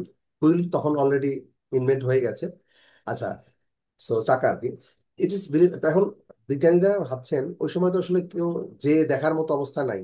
4,000 বছর আগে কি হয়েছে কেউ লিখেও রাখে নাই ওই বিষয়টা কেউ কোথাও উল্লেখ নাই কিভাবে। উডেন স্যার কি কাঠের তৈরি কোনো যানবাহনের কথা বোঝানো হয়েছে হ্যাঁ, স্যার? হ্যাঁ, উডেন স্লেজ, উডেন স্লেজ, হাতুড়ি, কাঠের হাতুড়ি। হ্যাঁ, স্লেজ, হ্যাঁ। সো এই স্লেজ, উডেন স্লেজের একটা, এটা একটা আসলে মিডিয়াম, যে মিডিয়ামের মাধ্যমে এই খনি থেকে বা পাথর যেখানে পাওয়া যায় সেখান থেকে এতখানি দূরত্ব পাড়ি দিয়ে কিভাবে আনা যায়। হুম, সো এটার একটা উপায় তারা চিন্তা করছেন যে কিভাবে এটা সম্ভব হতে পারে। ঠিক আছে, আচ্ছা তাহলে একটা সম্ভাব্য উপায় যেটা কিনা বোটের মাধ্যমে, এটা খুব সম্ভব, এটা খুব বেশি সম্ভব। হ্যাঁ, transportation of the materials was either by the river using a boat or by land using a wooden sledge. হ্যাঁ, উডেন স্লেজের মাধ্যমে হয়তো বা আনা নিয়ে এসছে। given the given the softness of the ground, the wheel would have been of little use had it been invented at the time. আচ্ছা, it is believed that the sand in front of the sledge was wet with water in order to facilitate the movement of the sledge and reduce friction. আমাদের বিজ্ঞানী যদি ধরে নেয় যে না এটা হয়তোবা হ্যাঁ উডেন স্লেজ দিয়ে আনা হয়েছে, হুম, তাহলে হয়তোবা এটা এমন করা হতে পারে যে আহ, যে আহ, যে ওয়েট মানে গ্রাউন্ডটা এটা হয়তোবা ওয়েট করা হয়েছিল। হ্যাঁ, ওয়েট বাই ওয়াটার, পানি দ্বারা ভিজিয়ে দেওয়া হয়েছিল, সো দ্যাট মানে ফ্রিকশনটা কমার জন্য, ফ্রিকশন মানে ঘর্ষণ, বা এটা আরো স্মুথলি বা কনভিনিয়েন্টলি যাতে মুভ করতে পারে স্লেজটা, এই জন্য পানি দিয়ে ভিজানো হয়েছে যাতে এটা খুব ইজিলি মুভ করতে পারে, অথবা এটা করা হতে পারে। These sledges were pulled manually or sometimes by using beasts of burden, depending, এটা ম্যানুয়ালি টানা হয়ে থাকতে পারে, অথবা ডিপেন্ডিং, অথবা বিস্ট অফ বার্ডেন, কোন একটা পশু ঝাঁক দিয়ে সেখান থেকে টানা হয়ে থাকতে পারে। হ্যাঁ, depending on the is at which the sledges could move over the ground. এটা পুরোপুরি ডিপেন্ড করতো সেটা কিভাবে এই গ্রাউন্ডের উপর থেকে আনা কোনো সহজ হতো তার উপরে এটা ডিপেন্ড করতো। Interestingly 2000 years after the pyramid building era of the ancient Egyptians, মানে খুব মজার বিষয় হচ্ছে যে 2000 বছর পরে আম, যেটা এই অ্যানশিয়েন্ট ইজিপশিয়ান যে ওই পিরামিডের বিল্ডিং এর পরে তৈরি হওয়ার পরে the Romans moved stones using similar techniques at Baalbek. মজার বিষয় হচ্ছে রোমানরা এই তার স্টোন গুলোকে মুভ করেছে অলমোস্ট প্রায় দেখা যাচ্ছে সিমিলার টেকনিকই তারা স্টোন মুভ করতে পারছে, মানে তারা স্টোন গুলো মুভ করেছে অ্যাট বালবেক। তাহলে 2000 পরের বছরও পরও একই টেকনোলজি যেহেতু ইউজ করা হয়েছে, সুতরাং সায়েন্টিস্টরা তারা মোটামুটি শিওর হয়েছে যে এই ধরনের একটা টেকনোলজি তারা ইউজ করে থাকতে পারে পিরামিডের ক্ষেত্রে। Once the blocks arrived at the pyramids construction site, যখনই পিরামিড কনস্ট্রাকশন সাইটে সেই ব্লকগুলো চলে আসছে, it is thought they were moved into place using a ramp and pulley system. Ramp and পুলি সিস্টেম একটা টেকনোলজি, র্যাম্প এবং পুলির সিস্টেম, এটার মাধ্যমে কিভাবে কিভাবে ওটা ধাপে ধাপে চলে গেছে সেটা বোঝানো হয়েছে। যে র্যাম্প এবং পুলির এই সিস্টেমের মাধ্যমে, এটা কিন্তু আপনি যখন র্যাম্প এবং পুলি সিস্টেমটা ওদের একটা ইনভেনশন, এটার মাধ্যমে উপরের দিকে কোনো একটা জিনিস নিয়ে যাওয়া, ভারী কোনো জিনিস নিয়ে যাওয়া যায়, এটা মেকানিক্যাল অ্যাডভান্টেজ পাওয়া যায়, মানে একটা যান্ত্রিক সুবিধা পাওয়া যায়, যাতে আপনার এত ভারী একটা জিনিস এত উপরে নেওয়াটা এই র্যাম্প এবং পুলির মাধ্যমে এটা তারা নিয়ে গিয়েছিল। Once the blocks arrive at the pyramids, মানে কনস্ট্রাকশন সাইটে যখন ব্লকগুলো চলে আসছে, তখন এটা ধারণা করা হতো যে তারা ওই র্যাম্প এবং পুলির মাধ্যমে তারা উপরে উঠিয়েছে। আদারওয়াইজ কোনো মানুষের পক্ষে এত ভারী জিনিস এত উপরে নেওয়া it was not possible at all. The old kingdom pyramid in the old kingdom period in ancient Egyptian history is also known as the pyramid building era. ওই সময় যে প্রাচীন যে মিশরের ইতিহাসে এটাকে বলে পিরামিড বিল্ডিং এর একটা স্বর্ণযুগ বা এরা। হুম The ancient Egyptians achieved the most remarkable feats of building work which have still not been surpassed, particularly given the primitive technology used to build them. মানে ওই সময়ে প্রাচীন মিশরীয় যারা যারা ছিল তারা ওই সময়ে যে টেকনোলজি ইউজ করেছে এখনো এটা সারপাস করা যায় নাই। তার মানে চিন্তা করা যায় যে পার্টিকুলারলি ওই সময় যে প্রিমিটিভ টেকনোলজিটাই ইউজ করা হয়েছে, তারপরে 2000 বছর পরেও দেখা যাচ্ছে প্রিমিটিভ টেকনোলজি বা সেই আদিম পুরনো টেকনোলজি ইউজ করা হয়েছে। There is nothing remotely mystical or magical about how the pyramids were built as is commonly thought. এর চেয়ে আর রহস্যময় বা ম্যাজিক্যাল কিছুই হতে পারে না। হ্যাঁ, পিরামিড যেটা তৈরি হয়েছিল, যেটা তৈরি মানে এটা চিন্তা করা হয় বা ধারণা করা হয় যেভাবে তৈরি করছে, এর চেয়ে কোনো কিছুই আর ম্যাজিক্যাল বা মিস্টিক্যাল বা রহস্যপূর্ণ বা ম্যাজিক্যাল এরকম এর চেয়ে আর কিছু হতে পারে না। ঠিক আছে, তো তাহলে এটা হচ্ছে এরকম এরকম একটা প্যারাগ্রাফ, এই প্যারাগ্রাফের উপরে আমরা একটা কোশ্চেন গুলো দেখবো। ঠিক আছে,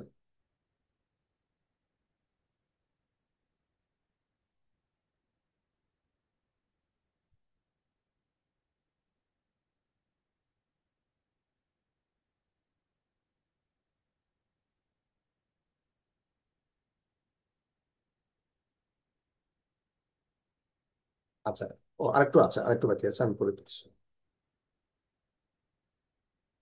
আমি আজকে একটু I am taking it more time than usual, কারণ আজকে যারা একটু বোঝার জন্য আমি একটু এক্সপ্লেন করে একটু বেশি করে এক্সপ্লেন করে দিচ্ছি। হ্যাঁ, বিষয়টা বোঝার জন্য এখানে আরেকটা ইয়ে আছে, একটু দেখতে পাচ্ছেন আপনারা, আর বাকি আছে, দেখা যাচ্ছে কি? জি স্যার, দেখা যায়। দেখা যাচ্ছে না? ওকে, fine. Further still, while popular belief is that the Great Pyramid was built using slave labor, this theory has since been debunked. এছাড়াও দেখা যাচ্ছে খুব জনপ্রিয় একটা মানে বিশ্বাস আছে যে great pyramid was built using slave labour, দাস দিয়ে, দাস শ্রমিক এর মাধ্যমে তৈরি করা হয়েছিল। But theory this theory has been since sorry this theory has since been debunked. এটাকে ডিনাই করে দেওয়া হয়েছে, কিন্তু এটা popular belief. The first building made in the pyramid shape is thought to be the stepped pyramid, which consists of 6 steps placed on top of each other in a pyramid shape to create the world's first superstructure. এটা বলা হয়েছে কিভাবে তৈরি করা হয়েছে, মানে সিস্টেমটা বা প্রসেসটা বলা হয়েছে। The first building made in the pyramid shape, মানে পিরামিড শেপের মধ্যে যে প্রথম বিল্ডিংটা সেটা তৈরি করা হয়েছিল, এটা টু বি স্টেপ পিরামিডের মাধ্যমে, মানে এটা একটা প্রসেস বলা আছে, which consist of 6 steps place on top of each other, হ্যাঁ, in a pyramid shape to create the world's first superstructure. এটা একটা ধারণা করা হয় যে পিরামিডের ভিতরে প্রথম বিল্ডিং যেটা করা হলো সেটা কিভাবে তৈরি করা হয়েছিল। তারপরে এটার প্রসেসটা কি, এটা বিজ্ঞানীদের ধারণা হচ্ছে এরকম যে আম, এটা যে which consist of 6 steps place on the top of each other, হ্যাঁ, মানে 3টা আলাদা আলাদা করে, সরি 6টা আলাদা আলাদা করে করা হয়েছিল। এটা এটা পিরামিড শেপে টু ক্রিয়েট, এটা ওয়ার্ল্ডের ফার্স্ট সুপারস্ট্রাকচার তৈরি করে। এর আগে কোনো সুপারস্ট্রাকচার এরকম কখনো ছিল না, ওয়ার্ল্ডের প্রথম সুপারস্ট্রাকচার স্ট্রাকচার ছিল এই পিরামিড। তো এই প্রসেসটা তারা বর্ণনা করেছে, এটা আসলে একটা জটিল প্রসেস, হ্যাঁ, কিন্তু এবং এটা বিজ্ঞানীরা ধারণা করেন, কিন্তু আসলে এখনো কোনো প্রুফ নাই, কিন্তু এটা অনেকখানি সাইন্টিফিক্যালি এটা মিলে যায়। The credit to the superstructure finally achieving a smooth sided pyramid goes to Imhotep, an architect commission by king Sneferu. The credit to the superstructure finally achieving a smooth-sided pyramid goes to Imhotep. ইমহোটেপের একটা smooth sided pyramid, যেটা smooth শেপের pyramid, goes to Imhotep. Imhotep একটা ওই সময়কার একটা জনপ্রিয় একটা ইয়ে ছিল, কিং ছিল। And architect commissioned by king Sneferu, যে আর্কিটেক্টটা কিং স্নেফেরু দ্বারা যারা মানে কমিশন করা হয়েছিল। আহ, আচ্ছা সরি, ইমহোটেপ হচ্ছে an architect commission by king Sneferu. আচ্ছা, the pyramids were not an instant achievement but the achievement of trial and error. মানে এটা বোঝানো হয়েছে যে এটা আসলে ইনস্ট্যান্টলি তারা কোনো অ্যাচিভ করে নাই, এটা হয়তো এমন হতে পারে যে শত শত বা হাজার হাজার বছর ধরে তারা ট্রাই করেছে, ট্রায়াল দিয়েছে, হয়তো আবার ভুল হয়েছে, আবার সেখান থেকে আবার নতুন একটা স্ট্রাকচার করেছে, হ্যাঁ।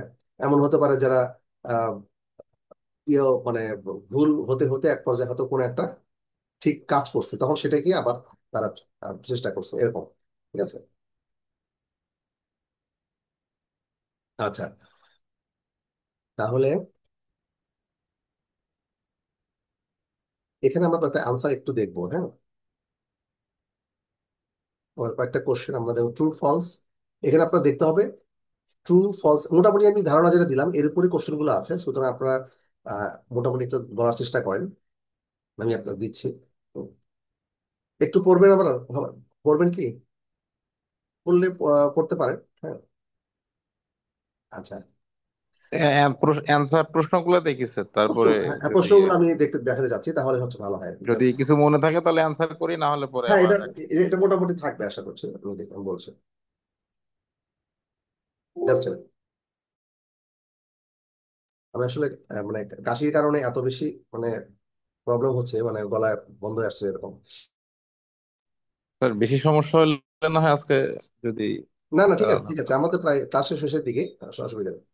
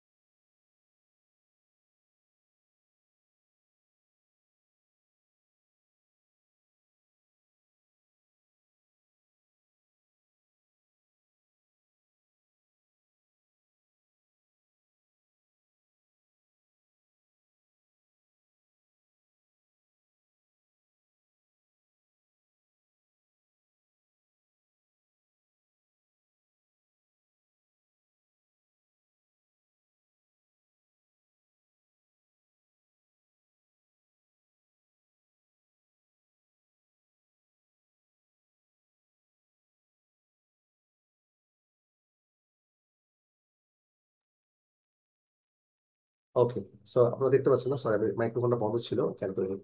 আচ্ছা, তো এখানে দেখতে পাচ্ছি যে কোশ্চেন গুলো, এখানে ট্রু, ফলস বা নট গিভেন আমরা একটু দেখবো। এখানে প্রথমে দেখা যাচ্ছে controversy over the method used in the construction of the pyramids has been solved by scientists. False sir, এটা ফলস, ফাইন। ফলস। হ্যাঁ, কারণ এখানে বলা হচ্ছে এই আরিফ ভাই সায়েন্টিস্টদের সায়েন্টিস্টদের কাছে একটা পাজল ছিল, আসলে এটা বের পাগল করতে ছিল। পারে। হ্যাঁ, এক্স্যাক্টলি। আরিফ ভাই আপনি তো ঠিক একমত না? জি স্যার, হ্যাঁ বুঝছি স্যার। প্রথমটা ফলস হবে কারণ সায়েন্টিস্টরা এখনো এটা সলভ করতে জি পারে। স্যার। আচ্ছা, এরপরে নাম্বার 2, এটা কি ছিল? It is possible. possible that ancient Egyptians would have lubricated paths to aid transportation by sledge. এটা ট্রু স্যার, ট্রু। আচ্ছা ট্রু স্যার। আচ্ছা, ওয়াটার দিয়ে ভিজানো ছিল স্যার, এটা একটা বলা ছিল সত্য। হ্যাঁ, এটা এটা এক জায়গায় বলা ছিল যে আম, তারা একটু একটু ওয়েট বাই ওয়াটার। লুব্রিকেট কথাটা বলা হয় না, কিন্তু লুব্রিকেট মানে হচ্ছে কোনো কিছু পিচ্ছিল করা, সেটা হয়তো বা ছিল। হতে পারে রাস্তাটাকে পিচ্ছিল করেছে বা পানি দিয়ে বা ওই যে গ্রাউন্ডটাকে ওয়েট করেছে। হ্যাঁ, সো যাতে খুব স্মুথলি চলে আসে, তার আনসারটা কি হবে? ট্রু হবে স্যার, ট্রু। ট্রু। আচ্ছা, slaves were dragged by animals, not humans. By animals not human. এটা নট গিভেন মনে হয়, নট গিভেন, এটা তো দেওয়া ছিল না। আচ্ছা, slaves were dragged by animals, আর not animals not. not human. এটা ফলস হবে। Hmm, false. এটা ফলস। হ্যাঁ, কারণ হচ্ছে slaves were dragged by animals, not humans. কারণ এটা উত্তরটা দিলে কি হবে? ফলস। ফলস। ওকে, আচ্ছা, নাম্বার 4, দ্য রোমান্স। ফলস বুঝবো কোন লাইনটা দিয়ে, কোন লাইনটাতে এটা ইনস্ট্রাকশনটা দেওয়া আছে আচ্ছা, প্যাসেজের ভিতরে? slaves were dragged by animals, not humans. আমি তাহলে প্যাসেজে একটু যাচ্ছি। হুম,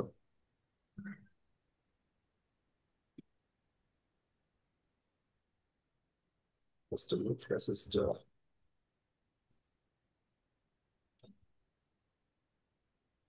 এখানে আছে these slaves were pulled manually or sometimes by using beast of burden depending on the easy at which the slaves এখন ব্যাপারটা would হচ্ছে কি move. যে এখানে বিস্ট বিস্ট অফ বার্ডেন কথাটা বলা আছে। হুম, আচ্ছা, এখানে আমরা পড়ে দেখি। এরপরের প্যারাতে আছে, it is believe that the sand in front of the sledge was wet with water in order to facilitate the movement. আচ্ছা, এটা এটা চলে গেছে। এরপরে these sledges are pulled manually or sometimes by using beats burden depending on ease at which sledge could move over the ground. আচ্ছা, আর প্রশ্নটা কি ছিল? সেটা হচ্ছে প্রশ্নটা ছিল স্যার এরকম যে এটা কোনো sledge এনিম্যাল এনিম্যাল নিয়ে আসতো, কোনো হিউম্যান না, কোনো মানুষ আনতো না। dragged এই by humans. Just in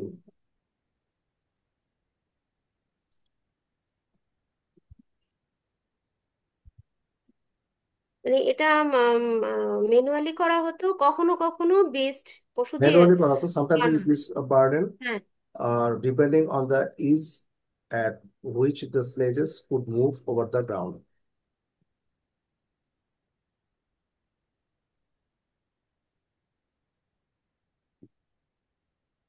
তাহলে এটা ফলস হবে নাকি?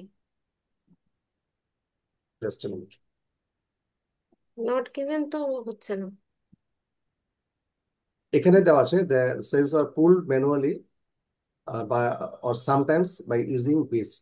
এখন এই ম্যানুয়ালি মানেটা হ্যাঁ, স্লেজ আর পুলড ম্যানুয়ালি। ম্যানুয়ালি মানে অথবা মানে হাতে হাতে করে নেওয়ার। হ্যাঁ, or sometimes by using beasts of burden depending on the ease at which sledges could move over the ground. ওইভাবে মানে মুভ করে নিয়ে আসা হতো, যেটা সুবিধা হতো, গ্রাউন্ডে যেভাবে মুভ করে নিয়ে আসা সুবিধা হতো, অথবা কখনো আপনার beasts of burden তাদের মাধ্যমেও নিয়ে আসা হতো। কিন্তু the sledges are pulled manually or sometimes, আচ্ছা, sledges were pulled manually, এই যে দেখেন। হুম, স্প্লেস আর পুল ম্যানুয়ালি মানে হচ্ছে স্লেজ গুলো স্লেজ আর পুল কিন্তু manually, or sometimes by using beasts. হ্যাঁ, স্লেজ গুলো ম্যানুয়ালি করা হতো, ঠিক আছে, ম্যানুয়ালি কিন্তু করা হতো, or sometimes by using beasts of burden depending on the ease at which the sledges could move over the ground। কিভাবে গ্রাউন্ডের উপর মুভ করতে পারে। আচ্ছা, তাহলে আমরা যদি দেখি এটি কোশ্চেনটা আমরা যদি চাই তাহলে কি হবে, it is possible that sledges are dragged by animals not humans। মানে এখানে স্টেটমেন্টটা বলতে চাচ্ছে স্যার, বা মানে প্রাণী দ্বারা টেনে আনা হতো, নট হিউম্যান হ্যাঁ, নট, স্টেটমেন্ট। কিন্তু আসলে কি সেটা স্যার? সেটা তো না, এই জন্য এটা ফলস হবে মনে হচ্ছে স্যার। হ্যাঁ, sledges are dragged by animals। হ্যাঁ, এটা কিন্তু ম্যানুয়ালি করা হতো, ম্যানুয়ালি করা হতে বলে মানে মানে আপনার ম্যানুয়ালি করা যেহেতু হতো, তাহলে এই ম্যানুয়াল কথাটার মধ্যেই আপনার আমাদের আনসারটা দেওয়া আছে, ম্যানুয়ালি। ম্যানুয়ালি ব্যাখ্যাটা তারা কিভাবে দিয়েছে এটি হচ্ছে দেখার বিষয়। হ্যাঁ, ম্যানুয়ালি করলেও তো সেটা নিশ্চয়ই মানুষই করছে। মানুষই এটা তো করেছে, হ্যাঁ, not humans.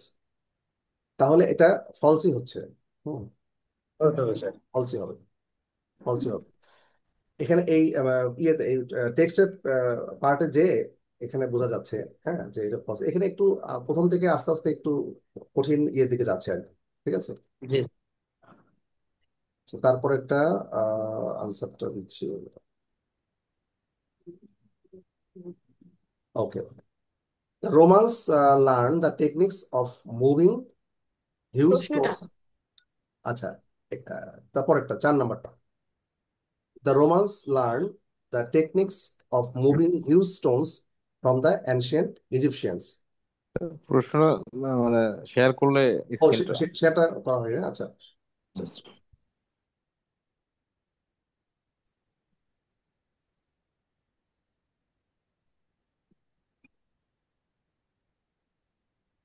Okay. The Romans learned the techniques of moving huge stones from the ancient Egyptians।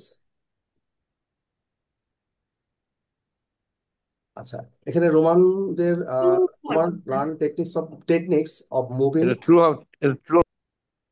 Huge stones from the ancient. এখানে আমাদের এই অন্য আরেকটা ইয়ে সম্বন্ধে আমাদেরকে ইয়ে করতে হবে, মানে কনসিডার করতে হবে।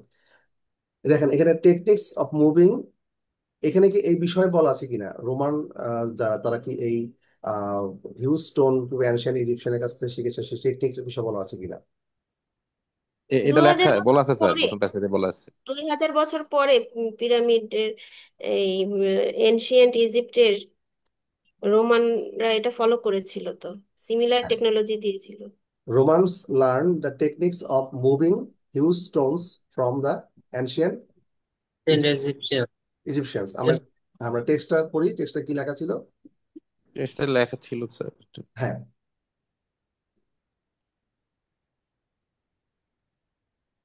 2000 টেক্সটে লেখা ছিল years after the pyramid building pyramid.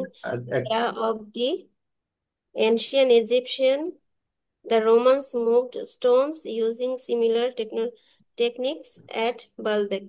বালবেক। তাহলে Romans learn the techniques of moving huge stones from the ancient Egyptians. হ্যাঁ, তাহলে রোমানরা কি করে যে অ্যানশিয়েন্ট ইজিপশিয়ানের কাছ থেকে এই টেকনিকটা শিখে নেয়, ঠিক আছে, 2000 বছর পরে। ঠিক আছে, রোমান্সরা, ঠিক আছে, ওকে। তাহলে এটা কি হবে, ট্রু, ঠিক আছে, ইয়েস স্যার। ওকে। এরপর একটা, the building work of ancient Egyptians is আনরাইভাল।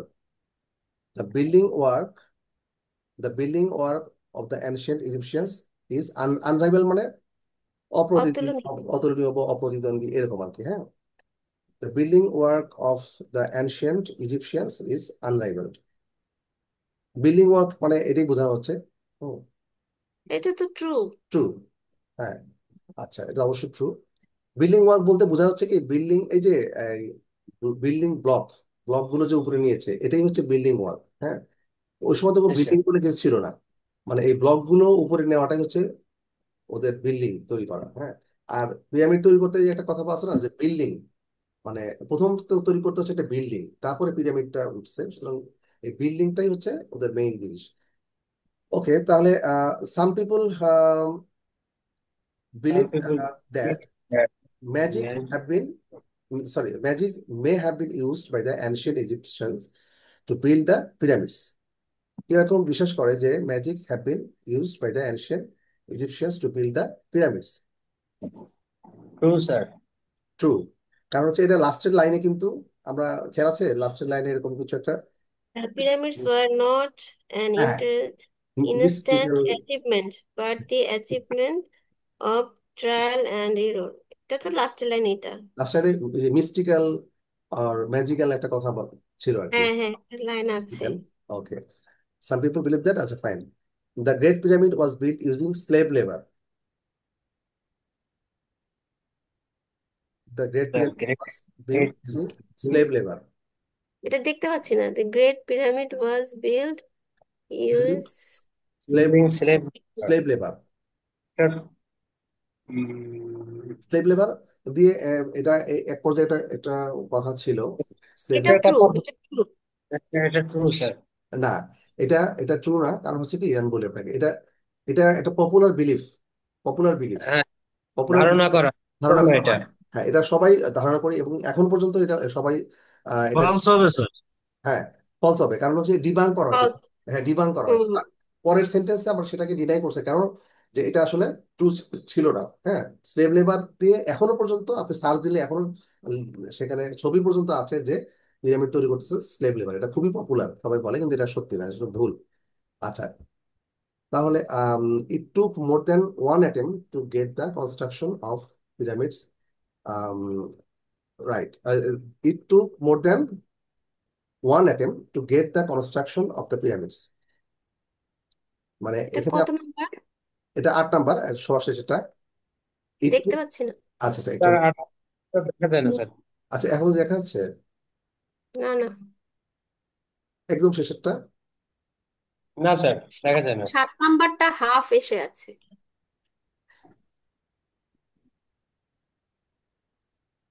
এখনো দেখা যাচ্ছে না। না স্যার।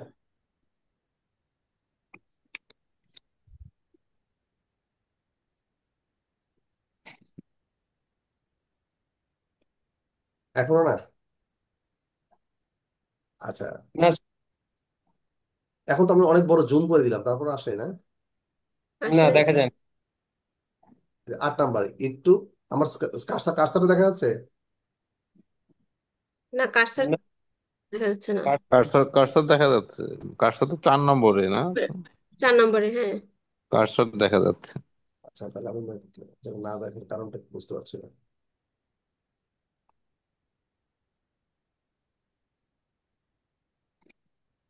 আচ্ছা, এখন কোন পর্যন্ত দেখা যাচ্ছে একটু বলেন তো, কোন পর্যন্ত? এখন দেখা এখন যাচ্ছে। আবার হ্যাঁ, এখন দেখা যাচ্ছে, দেখা যাচ্ছে।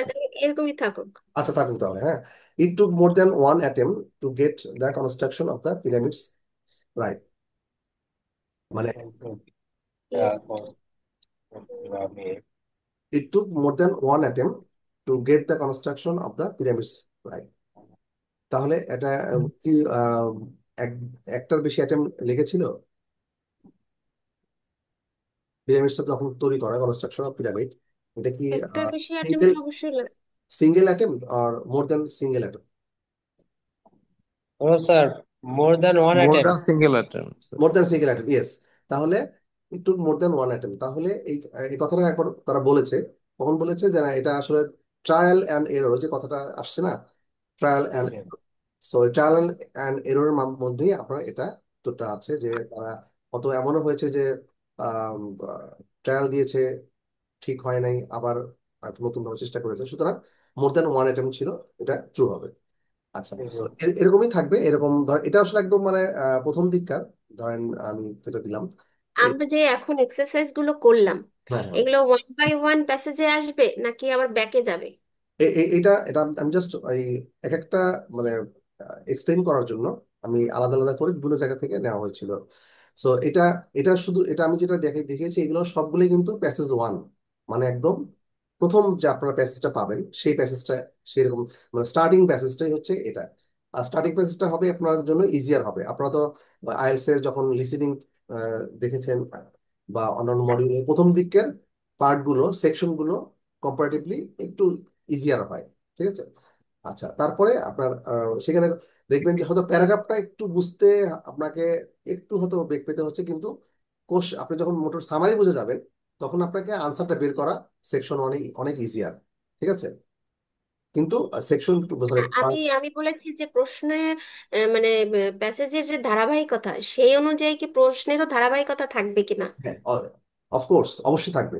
হ্যাঁ, যেমন ধরেন আপনার 2 এবং 4-এর মাঝ, 4-এর মাঝখানে যে 3 নাম্বার, সেই 3 নাম্বার প্যাসেজটা আপনার ঠিক ওই জায়গাতেই আছে, ঠিক আছে। অর্থাৎ 4 নম্বরের আনসারের উপরে, 2 নম্বরের আনসারের পরে, ঠিক পরে আপনাকে ধারাবাহিকতা মেনটেন করতে হবে, মানে তারা করবে। তাহলে আপনি আদারওয়াইজ আপনি একবারই সময় একটা প্যাসেজ দিয়ে আপনার সময় শেষ হয়ে যাবে, ঠিক আছে।